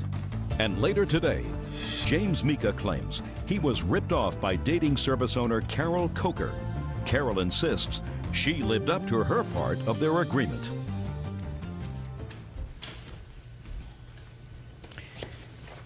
Well, first of all, you'd be happy to know that she is no longer seeing the guy, but she likes you as a friend. She's crazy about your dog. She paid half what you did for the membership. She paid $1,200. And she joined about a year and a half ago. So you have different amounts that you charge for different people. You charged him twice as much. Any reason for that, Ms. Coker? Ma'am, She joined a year and a half or 2 years ago. No. She did not join the day that Jim Micah joined. That's not what I'm saying to you, Ms. Coker. Don't play with me. Your advertising costs didn't double in 4 months. You say to me, when your costs go up, that goes up. That is correct. Mr. Mika, I'm not going to play with this case anymore. I think that she took advantage of you. I think that she took advantage of you financially. I think that she does have different amounts of money that she charges different people. I don't think that there is any set fee for her service. I think she charges what traffic will bear. In your case, traffic was $24.95. Some people it's $1,200, some people it's $600. She was certainly not honest with me when she said that everybody gets the same fee who signs up at the same time. I do not believe her. I also don't believe that she followed through with her contract. I think that the statement she made to you that in December that she had somebody that would be perfect, but she couldn't come up with her fee, was designed to have you say, if she didn't say it right up front, I will pay the fee if you have somebody that's perfect. I think that that's dishonest. I also think that she did furnish you with some ladies' names, one of whom at least you have a nice friendship with, because I understand, at least from her mother, that she's fond of you, and as I said, she's crazy about your dog. So you're not entitled to your entire refund back, but you don't want the service anymore, you're entitled to most of it back. Judgment for the plaintiff in the amount of $2,000, that's all. Parties are excused. You may step out. She figured I was blind and I was desperate and she could take me for a ride. I only wish that the handicapped, when they want us not to blame for them or not to discriminate them for being handicapped, don't turn it around and make it look like we're the bad person when they do have a handicap, when we didn't cause them to be handicapped. I guess I showed her I wasn't quite as dumb as she thought I was. And now the next case. All parties in the matter of Brown versus Lipman, step forward, please. 44-year-old bar owner Thomas Brown is suing his ex-fiancée, 56-year-old pharmacist Leanne Lipman, for the return of a ring and for stolen property. Leanne claims Thomas was unfaithful. Mr. Brown, how long were you engaged to Miss Lipman? Just under 2 months. Your complaint alleges a couple of things. That she stole some things from your apartment on the night that you broke up with her, that she refused to return the engagement ring, and that she destroyed some of your property by spilling perfume all over your apartment. And Miss Lipman says, no, no, no, I did none of those things. So I was sort of interested in reading your complaint, sir. You were engaged to Miss Lipman for 2 months. That's correct. And prior to that, you had another girlfriend or another fiancée? Yes. And what was her name? Patty. And how long were you with Patty? 2 years. When did you break up with Patty? Probably July of 2002. And when did you meet Miss Lipman? August of 2002. And when did you become engaged to Miss Lipman? October 31st, 2002. And on what date did you break up with Miss Lipman? December 27th, 2002. And you went back to Patty? That's correct. When had you started to see Patty again? Approximately the last week of November. Did you tell Miss Lipman? No, I didn't. Now, what happened on December 27th, 2002, Mr. Brown? Well, on December 27th, I was with Patty, and Leanne was going to come and visit me. But Miss Lipman didn't know that you were with Patty, is that right? That's correct. When you say you were with Patty, that was around holiday time. That's correct. Had you spent Christmas with her? Yes. With Patty? Yes. Not with Miss Lipman? I spent Christmas morning with her. So that you were really leading kind of a double life? Yes, I was. I was trying to wait until after Christmas to break off with Leanne. I just did not want to ruin her holidays. Did you get her a present for Christmas? Yes, I did. What did you buy for her? I think it was a Green Bay Packer jersey, and she's a big Packer fan. And what did she buy for you? I believe she bought me a shirt and a sweater, which she ended up taking back. Now tell me what happened on December 27th. Miss Lipman was coming to visit, and you were with Patty. And I informed Leanne that I had started seeing Patty again, and she was in her car on the way to my place, and she went absolutely ballistic. I mean, she started screaming, going absolutely berserk. So I told Patty, I said that we should probably leave my place, and I decided to leave my place open, knowing Leanne was over 2 hours from home and probably would need some place to stay and probably would not be in shape to drive. So I left my place open, and that's when she decided to do all the damage. Thomas Brown is suing his ex-fiancée, Leanne Lippman, for the return of a ring and for stolen property. Leanne claims Thomas was unfaithful. What time did you arrive there, Miss Lippman? Approximately 9 o'clock. I've got my cell phone bills to show when I was talking So to you him. got there about 9 o'clock. And the door was open. But it always was. He never I left. understand the door was open. And when did you return to your apartment, Mr. Brown? Saturday morning, What time? approximately 8 o'clock. Was Miss Lippman still there? Yes, she was. Tell me what the apartment looked like when you got there. It didn't look bad at that point, and it did not smell bad at that point either. Okay. So when you came home, it looked normal. Until I went into the drawers. And what happened when you looked in the drawers? Well, when I went in the drawers, I found some pictures that I had had taken on cruise lines that were all torn up. I see that, Kurt. Like this. I got 3 different photos. And then also in the same drawer as these photos were these 2 ring boxes, which this one had a pair of diamond earrings in it. What and was they were that for? I had bought them for Patty, actually, and then I bought her a bigger pair, so I had these. When did you buy those for Patty? About a year earlier, Christmas the year before. So, her you bought a jersey, and Patty you bought diamond earrings. Well, that's correct. Right. And you were still holding on to those earrings, is that right? For what reason? For what reason? Well, they were diamond earrings. You know, I couldn't take them back. Okay. And what else was missing from the other box? Well, this was the original engagement ring container, and in this was another gold band. That was the wedding band of the engagement ring. That's not the original. Just a minute, I'll get to you in a second. And what else? Well, you know, she tried so much to destroy my life at that point. I own a restaurant in Wisconsin, and she went upstairs to the bar boasting of what she did to my apartment, destroying pictures and things like that. Of course she ripped up the pictures, right, Miss Lippman? Of course. And I don't think I ripped up all those, because I only ripped up colored ones, and I think one was black and white. And I ripped up the pictures of Tom and I also. But you ripped up these. Of course you did. Okay. So we got the destruction of the pictures, which you'll never be able to replace. Then we have the diamond earrings. Miss Lippman, did you take those? No, I did not. What about the wedding band? No, I did not. Miss Lippman, look at me. What about spilling perfume? Did you do that? Yes, I did. Sure you did. I love it. But I didn't get the perfume on the leather part of the jacket. Listen to me. You did that on purpose? Sure. What did she destroy, Mr. Brown? Well, she tried to destroy my relationship with Patty. Well, that's too bad. Yeah, well, Grow up. she called her family telling her everything. Grow up. Okay. That's your problem. Yeah. And, well, she... I well, mean, she what went into you my... destroyed in your apartment with the perfume. She just made it so it was unbearable to smell for a couple days in there. What do you want me to do about that? Well, I had to spend the first night in a motel. This wasn't the first time, was it? No, it wasn't the first time. Live with it. What's next? Some of my clothing was missing. Did you take any of his clothing?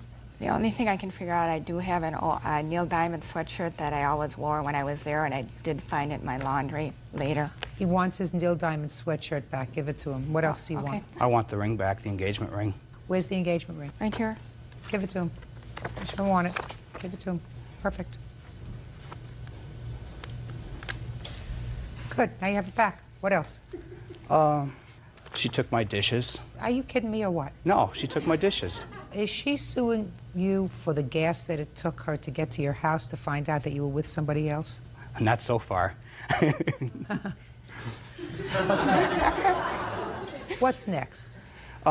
Just she went to my computer address book and emailed all the people in there telling them what a rat I was. You were. I am. What's next? That's pretty much it outside. Good. You got your ring back. Bye. Okay. Parties are excused. You may step out. Now, this is case number 589 on the calendar in the matter of Tomlin versus Foster. Parties have been sworn in, Judge. You may be seated. Ms. Tomlin, according to your complaint, you and Mr. Foster were together for about 3 years. You were engaged to be married. You lived together? Yes, ma'am. And you made a loan to Mr. Foster in excess of $4,000 to have his car fixed. That's correct. You want him to pay back the money. You're no longer together. Mr. Foster says there was never a loan. You lived together as a family. He spent a lot of money on you and your family, and there was never a question of payback until you were no longer together. Is that right, sir? Yes, ma'am. When did you start to live together, Miss Tomlin? 2001. what month? Oh, I'm sorry, be March. And did Mr. Foster move into your home? He moved into my home. And who lived in the home? Myself and my 3 children.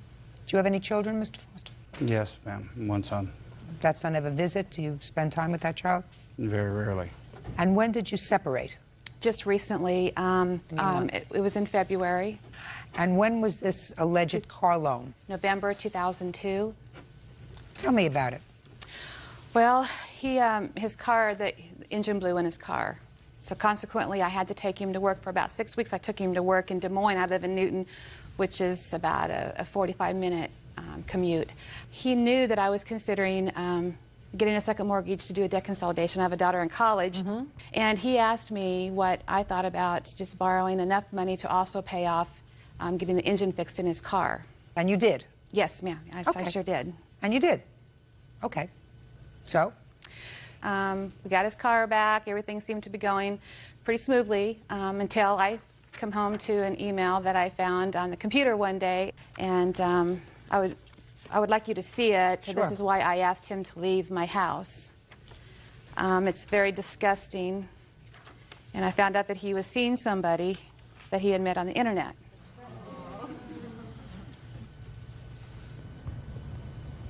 So you asked him to leave? Yes, I did.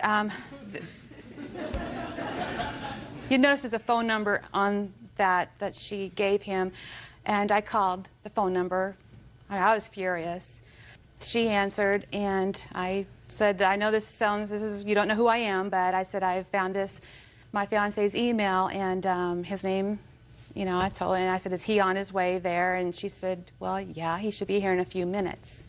I called Dale on his cell phone, and of course he denied everything until I read him the contents of the email and that I had called this person. And then of course he started to backpedal, and he says, oh, Mom, I'm coming home. I'm turning around, coming home. He was supposedly on the way to visit his mother.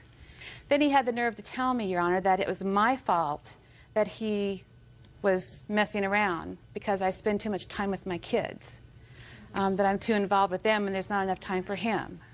I mean, I'm still very upset about this. I just feel like I've just been played here tremendously, and now I've got this huge debt and he's got a car that he's driving around and with new tires on it and his stereo, and so. Okay, let's hear what Mr. Foster has to say.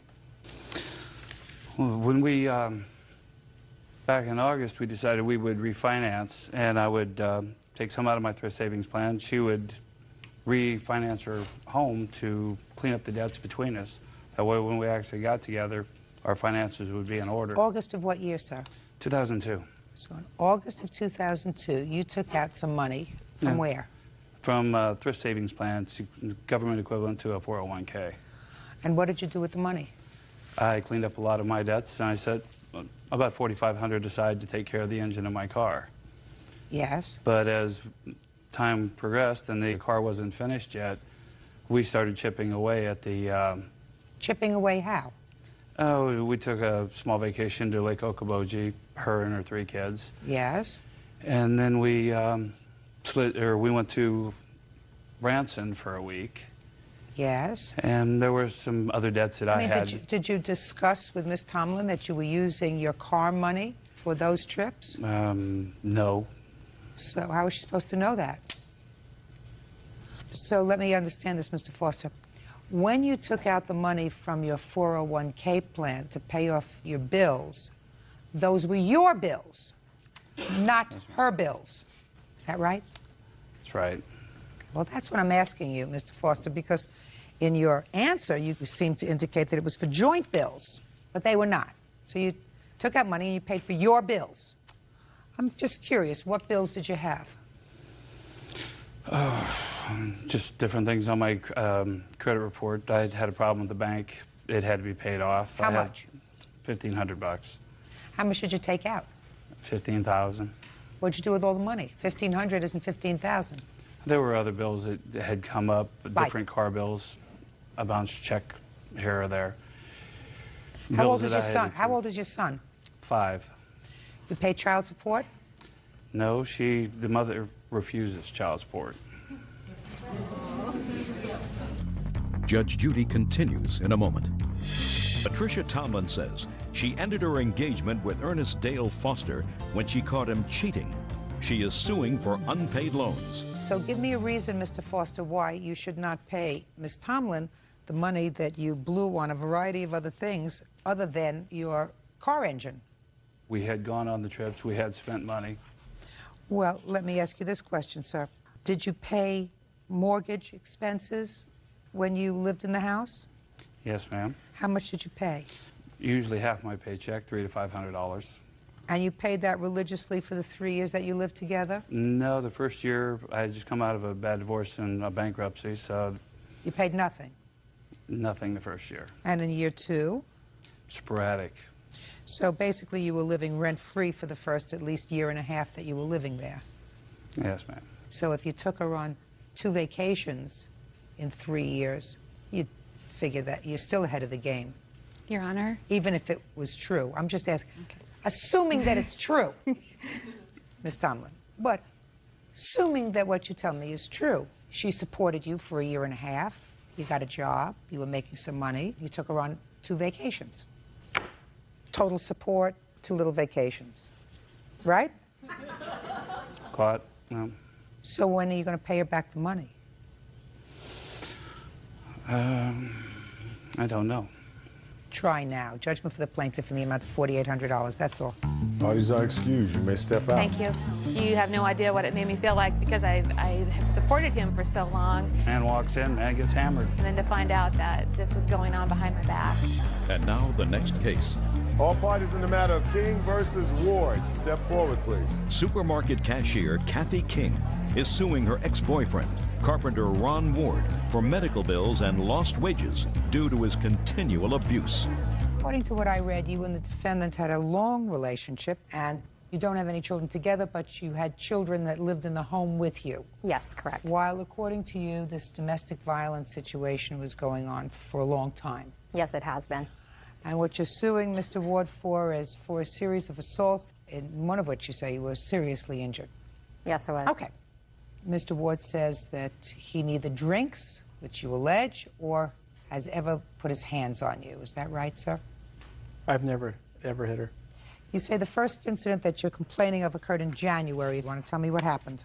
Yes. Basically, there was a series of incidents with Mr. Ward's drinking, from the Long Beach Grand Prix where he was punching out people to his 17-year-old son trying to commit suicide. We also had his... Could we stop with the drama? And what I want you to tell me is what happened with you in January. What assault you are complaining of? Basically, in January? he had been drinking New Year's Eve, and we found him in the garage drinking a bottle of wine.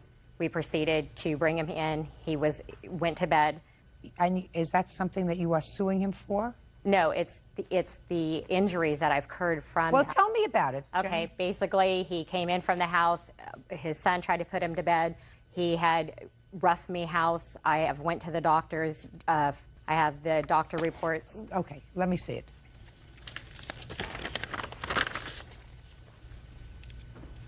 Salt staples.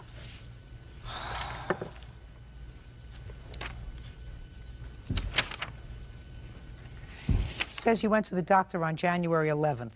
January 11th. Just a second. 10 days after this alleged roughing up.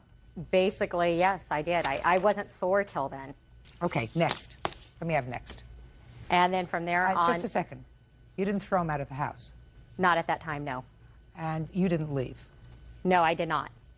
What's next? Then on February 14th, he came home. He was upset about things that were happening at work. He started drinking. From there, he turned around and took a vase, threw it at me, hit me in the head. I then called the police that night. They came out. The officer was a new officer named... He said he wasn't going to proceed to go wake up Mr. Ward, but he'd be back the next day. He's seen the damage. I have pictures of the... Okay, let me see the police report from February 14th, please. Would you like the picture, too? It's the vase. When it hit my head, it hit the noyum and caused a tear in the noyum. No, I just want to see... Okay. You don't have a picture of your head, do you? No. There was a bump. That is what I would have taken a picture of, not anything else. I did ask to go to the doctors, Your Honor, from the cops that night, and they did not take me. You're a big girl. If you were injured, then you go to the doctor. If you made the first step and called the police, you make the second step if you're injured and go to the doctor. Now, what happened after February 14th? I told him that he couldn't come home. Good. He didn't come home for a while. Then I let him back in. He promised me that he would get himself out of debt. He was... Okay, just a second. So you let him back in. When did you let him back in? I let him back in probably 2 days later. He stayed in a hotel for 2 days. So a couple of days later, he came home. And he said that he would go and he would get help as far as treatment. Good. But he failed to take AA. He went into a study for relationships. Ms. King, when did he go into treatment? April. Right, so you took him back immediately. So you lived with him in January, when you got roughed up, according to you. February, when he threw a vase at you. March, and he went into treatment in April. But you lived with him all this time. Unfortunately, yes, I had. Ms. King, I'm asking you questions. Yes. I understand the drill when you claim that you've been battered, but sometimes it's difficult to extricate yourself. I understand all that. And you finally did, according to your complaint. I did. Good. So why are you here? Because of the abuse, they have jeopardized my job. He told me that if I went and took him to court, he would make my child motherless. What was he talking about if you took him to court? What court? We went to small claims. For what? For damage of the house. I was being sued from the landlord that is in this courtroom. He's only suing me because they happen to be drinking buddies and friends. Just a minute. So you've been to small claims court with regard to other things? Correct, I have. With regard to landlord and tenant dispute? And is abuse. That so far? Yes. And is there a judgment against you from landlord and tenant court? It was a total of $4,000. Okay. Now, what was the next case that you had? I have terminated my daycare provider that is also in the courtroom. After Ron had vacated That's this lady over here? Yes. And? She needed a place to live. Her and her husband entered my home and agreed to pay me half of the rent and half of the bills to help out. What did she sue you for? A rental car, $2,600. You owed her for a rental car because you rented a rental car on her credit card? Correct. She won $642 and I won $26.88. Then she filed an appeal, and then right now I'm still fighting it because I don't think the judge knew that I had a case. What was the ultimate decision? She got $642. What's next? Basically, after February 14th and April, he completed the class. He was instructed to go through the psychiatry program through AA. He didn't want to go back. I told him, we're done. So that's fine. That's in May. You told him you're done. So then basically, he vacated the premises. He's left me with tons of bills. I'm being sued by the landlord, which he's not part of his complaint. So he left in May? He left in May. So what are you doing here? Kathy King says she endured physical beatings at the hand of her ex-boyfriend, Ron Ward. Ron claims he's never laid a finger on her. So what are you doing here? May, June, July, August, September, I've been abused. He jeopardized my home. Are you talking about prior to May? Because of the injuries, I wasn't able to go to work. And because of that, in the Retail Clerks Union, you have to submit amount of hours in the grocery store to receive insurance. Ms. King, let me explain something to you. This is not windfall day. If you wanted to sue somebody because they assaulted you and injured you, you sue them in January, you sue them in February, not a year and a half later. That's number one. It appears to me as if there has been an ongoing abuse of the judicial system and a lot of time wasted on this relationship that is now terminated. I certainly have absolutely no intention to becoming a party to this, what we call in French, michigas, or craziness. Pay careful attention. You claim to be a battered almost spouse. You had a 4-year relationship. You had no children together. There was no reason for you to stay together. If you were involved with, see, you don't have to say a word. If you were involved with a man who drinks, and you brought him into your home, and you have a child, that doesn't make you a very good parent. There was nothing tying you to this man. If he was a drinker, leave. I left him. And, no, you left the first 2 years. Listen to me. If you left him, then we wouldn't be here. Then we wouldn't be here. Your problem now is you now have judgments against you for a substantial amount of money, and you're hoping to even the score. That is not going to happen. In January, when you claim he roughed you up, you chose to go to the doctor 11 days after this alleged struggle.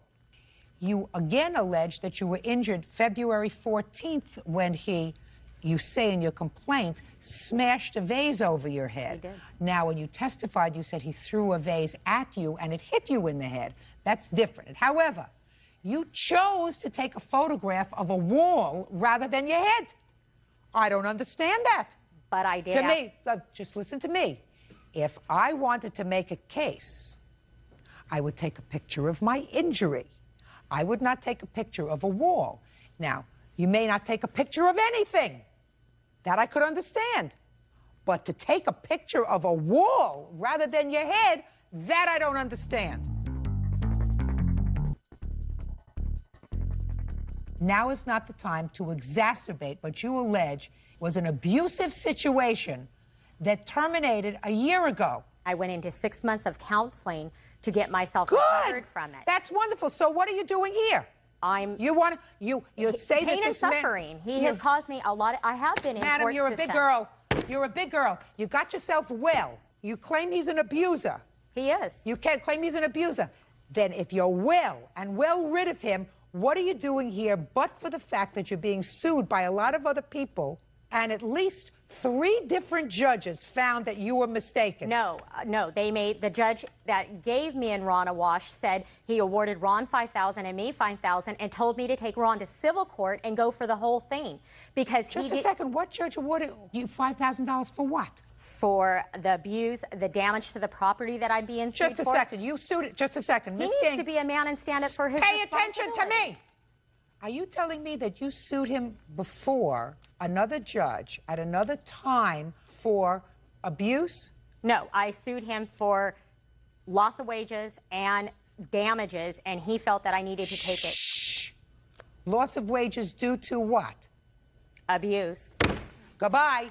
You had your bite of the apple. This is over. Parties are excused. You may step out.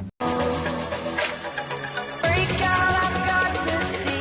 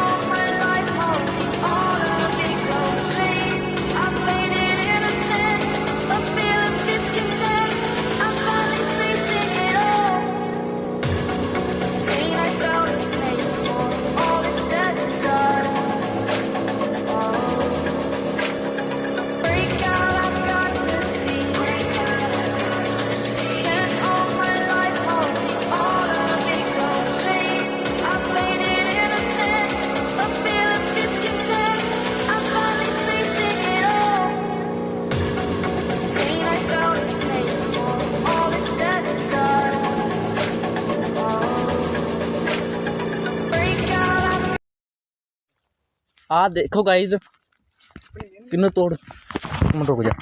Hello guys ये देखिए अब हम जा रहे हैं। ये देखिए ये मेरा साथ वाला मोटर चला रहा है, ये मैं पीछे बैठा हूँ। ये देखिए ये बेरियाँ भी हैं हमारे भाई। इतना रास्ता चला रहा हूँ मोटरसाइकिल। ये हमारी शैम्पी है, ये भाई नहीं है। ये देखिए शैम्पी क्या चीज़ को देख। हमारे जिम्मेदारों की ऐसे भी गाड़ी होती है इंशाल्लाह। आप लोग सपोर्ट करेंगे थे हमारे जब 1 लाख सब्सक्राइब होगा ना, 1 लाख या 50,000 होगा तो 50,000 का हम चैलेंज रखते हैं। जब इतना होगा ना इंशाल्लाह हम न्यू बाइक लेंगे लेकर हम दोनों आपको ये व्लॉग दिखाएंगे फिर नई बाइक पर। ये देखिए आपको हमारे पास अल्हम्दुलिल्लाह अल्लाह का शुक्र है बाइक तो है ना। ये देखिए आगे बाग आ रहा है। चाचा लता बड़ी थोड़ी जरा ये देखें अभी ये ना इसके कीड़ा आ रहा है, ये स्पीड से भगा रहा है। ये देखिए ये बाग है भाई, आस्ता चला लो। ये देखे जो हमने आपको साग दिखाया था वो वाला तकरीबन है ये वो बाग ही है हमारा। वो आगे तक बाग है, बहुत दूर तक बाग है। ये हमारे साथ ही है, किसी रिश्तेदार का है, फिर खाना नहीं है, तोड़ने नहीं देते वो। आप लोग आओगे ना तो फिर जरूर हम आपको तोड़ने देंगे। यहाँ से किन्नू ना गिर जाए भाई, यार किन्नू नहीं गिरते। आ देखो गाइस अपनी मेहनत सिर ते तोड़िया किन्नू, बस चाचा ना आई वे खलो तेनू चाचा किन्नू आ गया।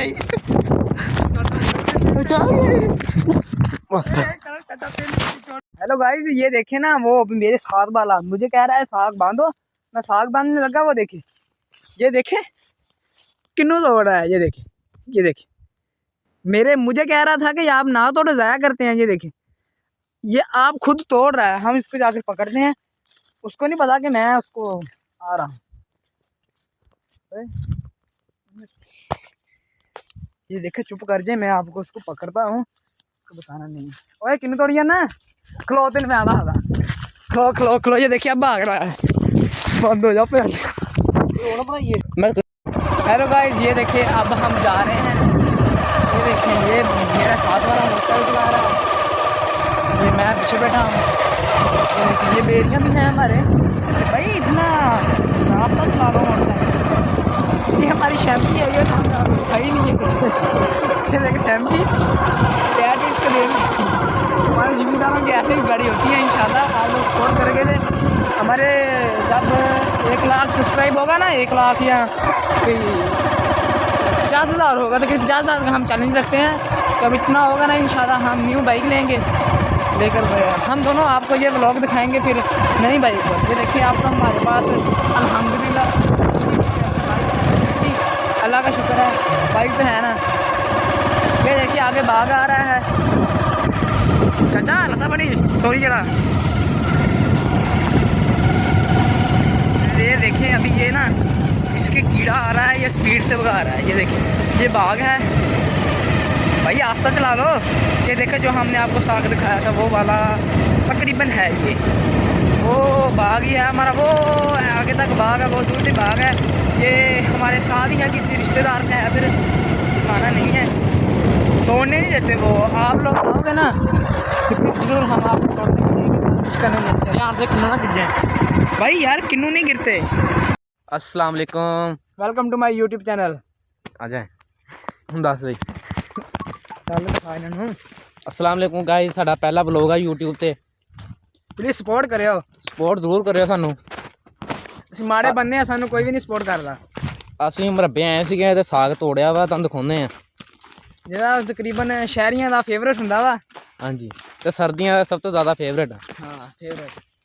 ਸਾਡੇ ਪਿੰਡਾਂ ਦੀਆਂ ਮਾਈਆਂ ਰੋਜ਼ ਪਕਾ ਕੇ ਬਹਿ ਜਾਂਦੀਆਂ ਵਾ, ਅਸੀਂ ਤਾਂ ਅੱਕੇ ਹੋਏ ਆ। ਉਹ ਵੱਢ ਕੇ ਆਹ ਪੱਟ ਕੇ ਰੱਖਿਆ ਹੋਇਆ ਵਾ, ਦੇਖ ਸਕਦੇ ਆ। ਸਰੋਂ ਹੁੰਦੀ ਆ ਜਿਹਨਾਂ ਤੁਸੀਂ ਕਹਿੰਦੇ, ਕੋਈ ਕਮੈਂਟ ਆਇਆ ਸੀ ਪਿਛਲੇ ਕਮੈਂਟ 'ਚ ਕਿ ਸਾਗ ਕਿੱਦਾਂ ਬਣਦਾ ਵਾ, ਕੀ ਹੁੰਦਾ ਵਾ। ਆਹ ਚੀਜ਼ ਹੁੰਦੀ ਹੈ, ਇੱਦਾਂ ਤੋੜ ਕੇ ਸਾਗ ਬਣਾਈਦਾ।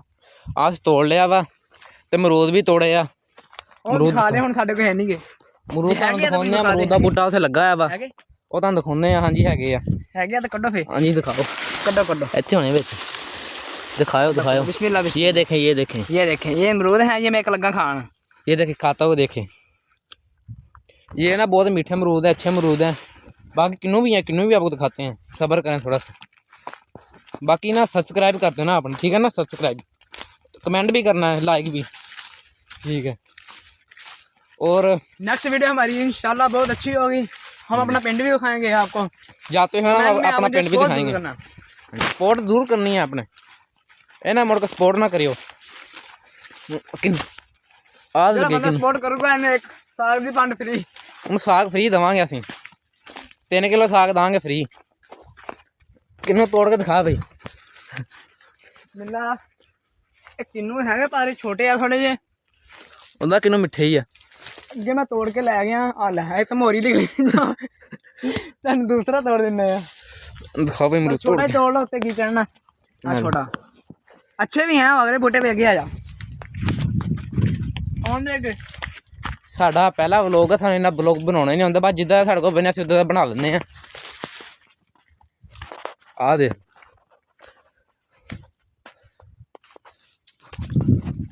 ये देखें, ये अच्छे अच्छे हैं, मीठे भी हैं, वैसे मीठे बहुत हैं। एक वो खट्टे वाला बूटा है, ये मीठे वाला है जी ऐसे ही है। 2 मिनट का बन गया है। इंशाल्लाह हम ये व्लॉग 15 मिनट का बनाएंगे। 15 मिनट का ये हमारा व्लॉग ना 15 मिनट का व्लॉग होगा। आपने ये पूरा देखना है ना, आधा स्किप कर देना, आपने पूरा व्लॉग देखना है हमारा। आपको मजा भी आएगा वीडियो में, मजा भी आएगा, हम आपको मजा दिलाएंगे, देखना आगे आगे होता है क्या। इंशाल्लाह। ये देखें उधर से वो एंड देखे बूटे लगे, उधर से लेके उधर तक है हमारा मरबा। जी ऐसे ही है। ये देखेंगे, ये है कनक। ये देखें, ये बड़ी होती है, बड़ी होकर ना फिर हम इसको काटते हैं, पक जाती है, दाने बनते हैं, फिर हम इसको काटते हैं, फिर तराशी से निकालते हैं, फिर उसको पकाते हैं, फिर उसका आटा निकलता है, उससे रोटी पकती है और रोटी खाते हैं। जी ऐसे ही है। कद्दू, कद्दू किधर है? कद्दू भाई उधर है, उधर आ जाओ। हाँ आपको कद्दू भी दिखाते हैं। प्लीज चैनल को सब्सक्राइब कर देना, वीडियो को लाइक भी करना। लाइक जरूर आपने करना है और सब्सक्राइब भी कर रहे हैं। ये दिखाओ कद्दू। ये देखे, ये छोटा कद्दू, वो बड़ा बोरा बच्चा होता है, पैदा होता है। ये देखे बड़ा, जिसमें बी निकलते हैं। ये देखें माशाल्लाह इतना बड़ा कद्दू है। ये छोटा भी होगा। हाँ ये देखिए, ये छोटा है, उससे छोटा भी दिखाओ, उससे छोटा है, और उससे छोटा भी देखो। ये देखें उससे छोटे भी, ये देखें, ये देखें, ये भी देखें। ये देखे तूड़ी, ऐसे ही है। तूड़ी का आपको पता तूड़ी किधर से आती है? बताएं तूड़ी किधर से आती है इनको। जो हम ये कनक बांटते नहीं है, दाने हम अलग कर लेते हैं, ये तूड़ी अलग होती है। देखिए ये तूड़ी है ना, ये तूड़ी है। ये ना गायों को, मज्जों को खिलाते हैं, वो है। ये भैंसों को खिलाई जाती है। ये देखें, हरे में डालकर ना, वो जो हम सर्दियों में होती है, ये सर्दियों में इस्तेमाल होने वाली है। सर्दियों में हो, गर्मियों में इस्तेमाल होती है। ये पशुओं का, जैसे हमारे साथ रोटी से वो नहीं होता, ऐसे ये भी होता है। ये और आपको दिखाते हैं अमरूद के साथ चलते हैं, अमरूद आपको तोड़ के दिखाते हैं। हाँ तो ਅਸੀਂ ਨਾ ਅਮਰੂਦਾਂ ਦਾ ਬੂਟਾ ਵਿਖਾਣੇ ਉਧਰ ਰਾਸਿਕ ਤੁਹਾਨੂੰ ਖਾਂਦੇ ਵਿਖਾਇਆ ਵਾ, ਖਾ ਤਾਂ ਆਪਾਂ ਲਈ ਰਹੀ ਆ, ਤੁਹਾਨੂੰ ਪਤਾ ਵੀ ਲੱਗੇ ਕਿ ਅਮਰੂਦਾਂ ਦਾ ਬੂਟਾ ਕਿਦਾਂ ਹੁੰਦਾ। ਕਿੰਨੂਆਂ ਦਾ ਵੇਖ ਲਓ ਪਹਿਲਾਂ, ਇਦਾਂ ਦਾ ਹੁੰਦਾ, ਪਛਾਣ ਕਰ ਲਓ। ਇਹ ਦੇਖਿਓ, ਇਹ ਕਿੰਨੂਆਂ ਦਾ ਹੁੰਦਾ ਹੈ। ਆਜੋ ਤੁਹਾਨੂੰ ਹੁਣ ਅਸੀਂ ਨਾ ਅਮਰੂਦਾਂ ਦਾ ਦਿਖਾਣੇ ਆ। ਇਹ ਖਾਲੇ ਬੰਨੇ ਟੱਪਣੇ ਪੈਂਦੇ ਸਾਨੂੰ ਤੇ। आपको दिखाते हैं हम, और भी लगे बहुत सारे बूटे हैं। केले भी आपको दिखाते हैं, जो छोटे छोटे होते हैं ना, कैसे पकते हैं, कैसे उगते हैं, कैसे बड़े होते हैं, कैसे पकते हैं। जी बस आप ना वीडियो को लाइक और चैनल को सब्सक्राइब भी करना और हमें सपोर्ट जरूर करना। ये ना छोटे कंटेंटर हैं, जी इंशाल्लाह हम आपके लिए बड़ा बड़ा लेकर आएंगे। जी जी, आपको बाग भी दिखाएंगे आगे। ये ना हमारा फर्स्ट व्लॉग है यार, आप लोगों ने सपोर्ट करनी है, सब्सक्राइब करना है। ये देखिए, ये पानी लगा हुआ है ना, जिसने ना किया हम उसको जरूर उसको अमरूद खिलाएंगे। जिसने किया है, जिसने किया ना, इंशाल्लाह हम उसको किन्नू भी देंगे, अमरूद भी देंगे, जो आप कहेंगे, आपकी डिमांड होगी ना, हम वो देंगे आपको। ये देखे 7-8 बूटे लगे हुए हैं, तोड़ो तोड़ो तो। ये देखे, ये अमरूद लगे भी हुए हैं इस पर, अल्हम्दुलिल्लाह माशाल्लाह। ये देखें, ये भी देखें, ये देखें, ये लगे हुए हैं, गुच्छे पे गुच्छे लगते हैं। पर यहाँ ना हमारे दूर है मरब्बा, तो वाम बड़ी तोड़ लेती है, इधर अवाम नहीं छोड़ती है। यहाँ यही अमरूद शहर में 150-200 किलो तो बिक रहे हैं। ये रहा, ये पका हुआ है, आपको दिखाते हैं तोड़ के। पका हुआ तुम छाड़ी भी दे कोई। ये देखे, मैं आपको अंदर है, आपको दिखाता हूँ। मैंने भी देखा था एक, वो ऊपर है, दिखाओ इनको मीठा था। ये देखिए, ये रहा। इसका टेस्ट बताते हैं, पहले खाता था हमने, टेस्ट आप बताते हैं। माशाल्लाह अच्छा टेस्ट है। ट्राई करना आप जो नहीं किया तो। काले लून के साथ, काले लून के साथ बड़ा मजा आता है। ये दूध है, दूध क्या लग, दूध यहाँ लगी नहीं, वरना आपको मीठी मीठी तोड़ के दिखाते जी, आपको खिलाते भी। जी ऐसे ही है। ये देखिए, ये भी अमरूदा का बूटा आया।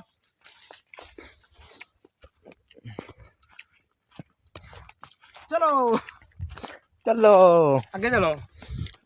ये देखें, यहाँ आग लगी थी। ये अमरूदा का बूटा थोड़ा सा ना कमजोर हो गया, जैसे किसी को बीमार हो जाए ना वो कमजोर हो जाता है, ऐसे ये भी कमजोर हो गया था।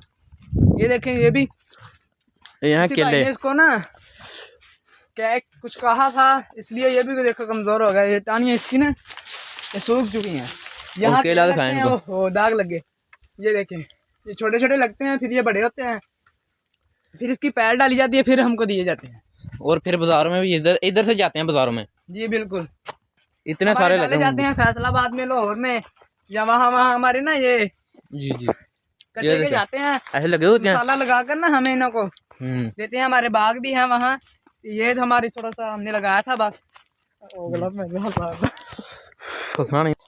ये देखें, ये देखें, ये हमने वहाँ किन्नू तोड़ा था। अब हम इसका टेस्ट लगाते हैं आपको, पिंडों का तो और शहरों का। शहरों को कोई होते हैं कि वो नहीं लेकर आते सही, ये हम पिंड के वो खाते हैं आपको। सही है, एक मिनट रुकें आप, व्लॉग में रहिएगा। ये आपने स्किप नहीं करना, बता रहा हूँ। हमारी दोस्ती वैसे भाइयों जैसी है ना, ऐसे अल्लाह ताला आपकी भी दोस्ती ऐसी रखे, ठीक है। ये देखें, आले दुआले कोई भी नहीं है, हम दोनों ही हैं यहाँ। दोपहर के अभी 12 बज रहे हैं शायद, 12 से ऊपर टाइम हो गया। हम लोग 12:30 हो गए, 12:31। हम इतनी मेहनत कर रहे हैं। हम सुबह से 5 बजे के आए हैं मरबे, 12:30 हो गए हैं। यार मेहनत करते हैं ना, सेहत भी देखें। ये देखें, हमने आप लोगों को कहा था कि हम किन्नू का टेस्ट बताते हैं। अच्छा टेस्ट है माशाल्लाह, ठीक है। आप कहीं दोस्त के पास जाए ना, या हमारे दोस्त बन जाए, हम आपको चेक करवाएंगे इंशाल्लाह। अब हमारे दोस्त बनेंगे ना, हम मरबे लेके आएंगे, जो कहेंगे हम आपको वो खिलाएंगे। हमारे चैनल को सब्सक्राइब कर देना जरूर। जी बिल्कुल बिल्कुल, हम खिलाएंगे, इनको गिफ्ट भी देंगे हम। ये नहीं कि हमें गिफ्ट नहीं देते, गिफ्ट देंगे, तोहफा देंगे उनको इंशाल्लाह। हम यार आपको इतना पता है, हम पानी का आदत पीते हैं, हम आपको बताते हैं अभी। चलें, ये देखिए, मैंने ना ये अमरूद खाकर मेरा पेट भर गया है, आपको वीडियो तो मैं बताते इसने इतने खाया, इसका पेट दर्द करने लग पड़ा है। उसको मैंने कहा था यार इतने ना खाओ। हाँ जी बिल्कुल, इसने कहा था, सही बात है कि मैंने ज़्यादा खा लिए हैं। अब जाकर पानी पीऊँगा। आप तो फिल्टर का पानी लाते हैं जाकर मेडिकल स्टोर से या सीवर स्टोर से, हमारा यहीं फ्रेश होता है पानी। ये खाते हैं, ये फ्रेश पानी है, आपको भी दिखाते हैं। बहुत लगा वो नलका हमारा, हमारी सेहत भी अच्छी है इसीलिए, क्योंकि हम ये पानी पीते हैं। आपको दिखाते हैं, अभी वो देखें नलका लगा हुआ है। वैसे इसका पेट दर्द कर रहा है, ये देख अभी भी खाई जा रहा है। मैं फिर क्या हुआ, पेट दर्द कर रहा है, अभी हट जाएगा पेट, गोली खा लेंगे हम।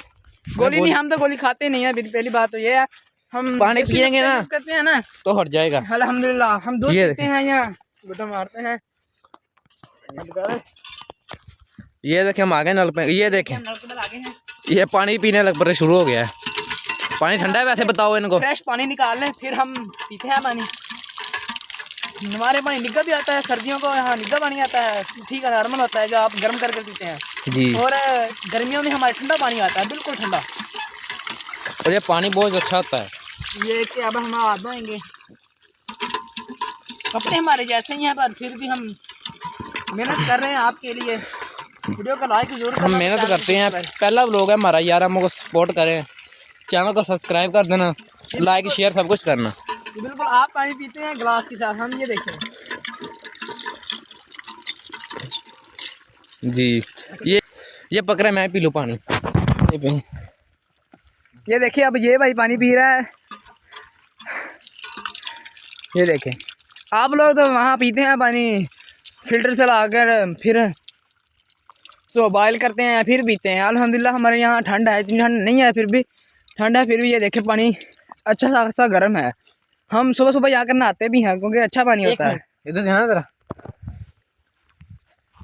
मैं इसके एक बात बताऊं ये देख इधर आए ना जरा जी मैं बताऊं इधर आए जी जी बताओ इसके काम देखे ना इधर क्या वो देखें किन्नू था इसके पास ये आया है और ये वो इसने फेंक दिया है भाई ये आपको मसला क्या है भाई मेरा पेट भर गया था मेरे पेट में दर्द हो रही है आपको अभी तो बताया भाई शह ना था करो यार मुझे दे देते मैं खा लेता आपने यार फेंक सॉरी यार भैया फिर आ जाए मैं फिर आपको तोड़ देता हूँ जी ऐसे नहीं यार मैंने ऐसे तो नहीं ना होता आप ये बात गलत करते हो कुछ नहीं होता हमने कहा ना कि पैसे से लेने होते हैं अल्हम्दुलिल्लाह हमारे हैं बूटे हम वहाँ से तोड़ लेते हैं जी हमारे बहुत सारे बूटे लगे हुए हैं बस शायद दया ना करो भाई फिर क्या हुआ अब पेट भर गया था आप वीडियो में बताने के लिए हमने ये हमारा 2 किलो ज़ाया हुए हैं 1 अमरूद ज़ाया हुआ है कई हुए हैं अब फिर भी आपके लिए आपको व्लॉग दिखाने के लिए ये मुरब्बा दिखाने के लिए तकरीबन इतनी मेहनत की है हमने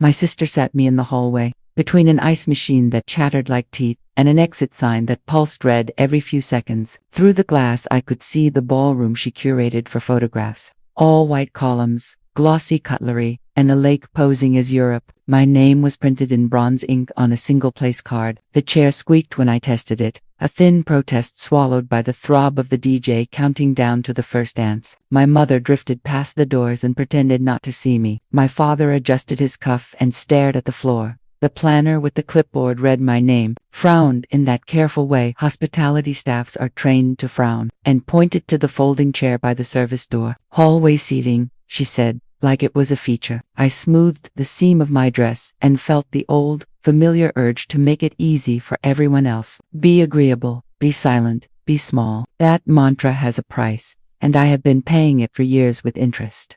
Lena grew up glittering. I grew up useful. She cried and rooms shifted around her. I fixed the printer, found the missing keys, signed for packages, laughed at jokes that treated me like furniture with hands. Our mother called me independent like a gold star. You hand a child so you can forget to carry them. Our father said I was strong, by which he meant I would not break in public. Being the easy one was a role, and roles become cages when you play them too long. I watched Lena through the glass while the photographer arranged the people who mattered into pyramids and wreaths, bridesmaids like petals, parents like marble, cousins like decorative moss. I saw my mother lift my sister's veil with hands that trembled only for sentiment, never for shame. I checked my phone and reread the message Lena sent me in the lot. Please be easy today. Not hello, not I love you, not thank you for driving 3 hours. Be easy is the family motto when what they mean is be invisible. I put the card I had written in my clutch and breathed until the sharpness in my throat softened. When Lena stepped into the doorway, we shared a reflection, and it looked like a split screen. She smiled, the smile you use for strangers who handle your returns. You made it, she said, as if my being here required a permission slip signed by her. We had to cut somewhere, she added, leaning on the fiction of numbers like a shield. You do not like crowds anyway. I let the comment pass because fighting in doorways is a family sport, and I have retired from the team. I do not remember when I first learned that silence can bruise, but I remember choosing it today like armor. Enjoy your day, I said, and the words were polite, the way a locked door is polite. I walked out through the service corridor, past a stack of crates that smelled like lemons and damp cardboard. The lake air hit me cool and clean, and the lawn lights made a quiet constellation across the grass. I stood under a maple not yet in leaf and counted my own heartbeat until it stopped announcing itself. It felt like stepping off a ledge and discovering the air had been stairs all along. I am not a saint, and I am not a saboteur. I am a woman who decided to stop covering for people who treat me like a spare part. 3 weeks ago at a coffee shop, a woman who used to share an office with my sister told me things Lena had bragged about after her second glass of wine, how easily the money would come once the papers were signed, how naive her fiancé was, how you could get anything with the right tears at the right time. I listened, said nothing, and saved the names she dropped like confetti. Later, one of those names forwarded screenshots and a short voice memo that made my stomach go cold. I did not plan a spectacle. I planned a mirror. At 6 on the dot, a folder would deliver itself to 2 inboxes and 1 phone. The groom, his mother, and a friend who knew exactly where to stand if the truth needed light. I hesitated, then set the timer 3 nights ago, promising myself I would cancel it if anyone treated me like family before the music started. No one did. Now the wind moved across the lake in long silver strokes, and I felt something inside me finally choose me. Inside, the MC called for the first dance and the crowd gathered like planets. I checked the time, felt my finger hover over the cancel button, and lowered my hand. There is a difference between revenge and a boundary, and sometimes the difference is simply that you leave. My heels clicked toward the parking lot, each step measuring out a small ceremony of my own, a ceremony where I was not a prop. I thought of Thanksgiving when I found our mother's notebook filled with Lena's milestones and blank where mine should have been. A ledger of attention that balanced without me. You never needed the fuss, she told me, and I understood that convenience had been translated into love. Beside the car, I paused and watched the ballroom through the tall windows, a little snow globe of heat and light and curated joy. I could not hear the vows or the speeches, only the bass thudding like a second heart. At 5:59 the sky went the color of soft metal, and a gull crossed the water like a crease in fabric. At 6 the emails left my outbox, and I simply stood there breathing, not triumphant, not trembling, just new. Behind glass, music swelled and held inside. The first laugh went a shade too quiet. I couldn't hear words through glass, only the way sound changes when a room remembers itself. A server paused mid-stride, the tray lifting like a question. In the pocket of my coat, my phone hummed once, then again, 3 messages stacking like cards in a new deck. I did not open them. I watched instead as heads turned toward the gift table, as a bright ribbon fell like a cut vein, as the camera flash didn't fire the way it should. A woman in a silver dress, his mother, steady as winter, stepped closer, reading. The groom's posture changed first. He didn't explode. He deflated, as if someone had unspooled the air that had kept him buoyant all day. Lena reached for his sleeve. He didn't offer it. The band softened without being told, as if music knows when language is going to break. The glass held my reflection and the room in the same plane, so it looked like I was standing inside the scene with a tree growing out of my shoulder. I thought of the ledger on our mother's dresser, my name, a blank under every season. I thought of the coffee shop, the hiss of milk, the way the coworker's eyes slid sideways before she told me what she'd heard. Some truths arrive wearing work clothes, nothing dramatic. Just a stack of dates that won't stop matching other dates.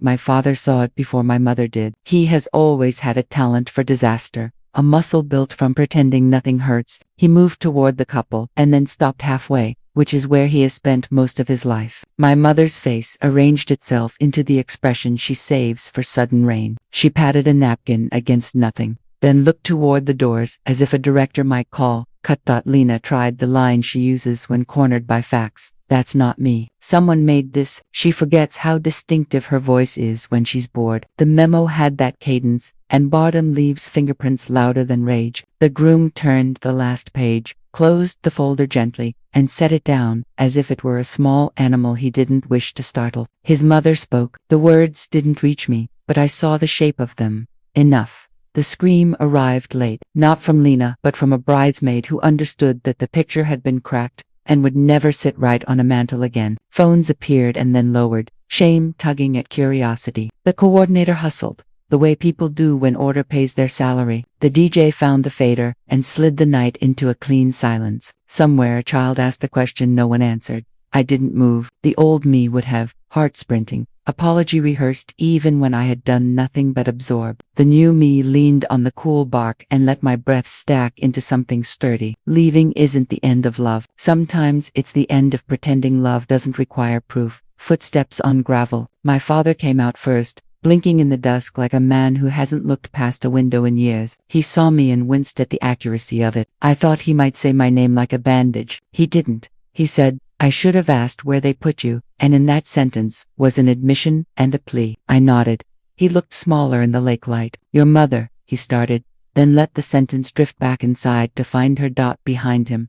The groom's mother appeared. She had the folder tucked under one arm and a spine like a ship's keel. Thank you, she said, and the thank you was not for the pain but for the clarity. I told her I was sorry for the timing. She shook her head. Mercy doesn't mean secrecy, she said. I know what a hallway seat means. The groom stepped out, eyes clear. Was it you? He asked. Yes, I said. I didn't want her to fall. I wanted to stop catching her. He nodded. I drove under a sky, choosing the silence that frees, not the kind that erases.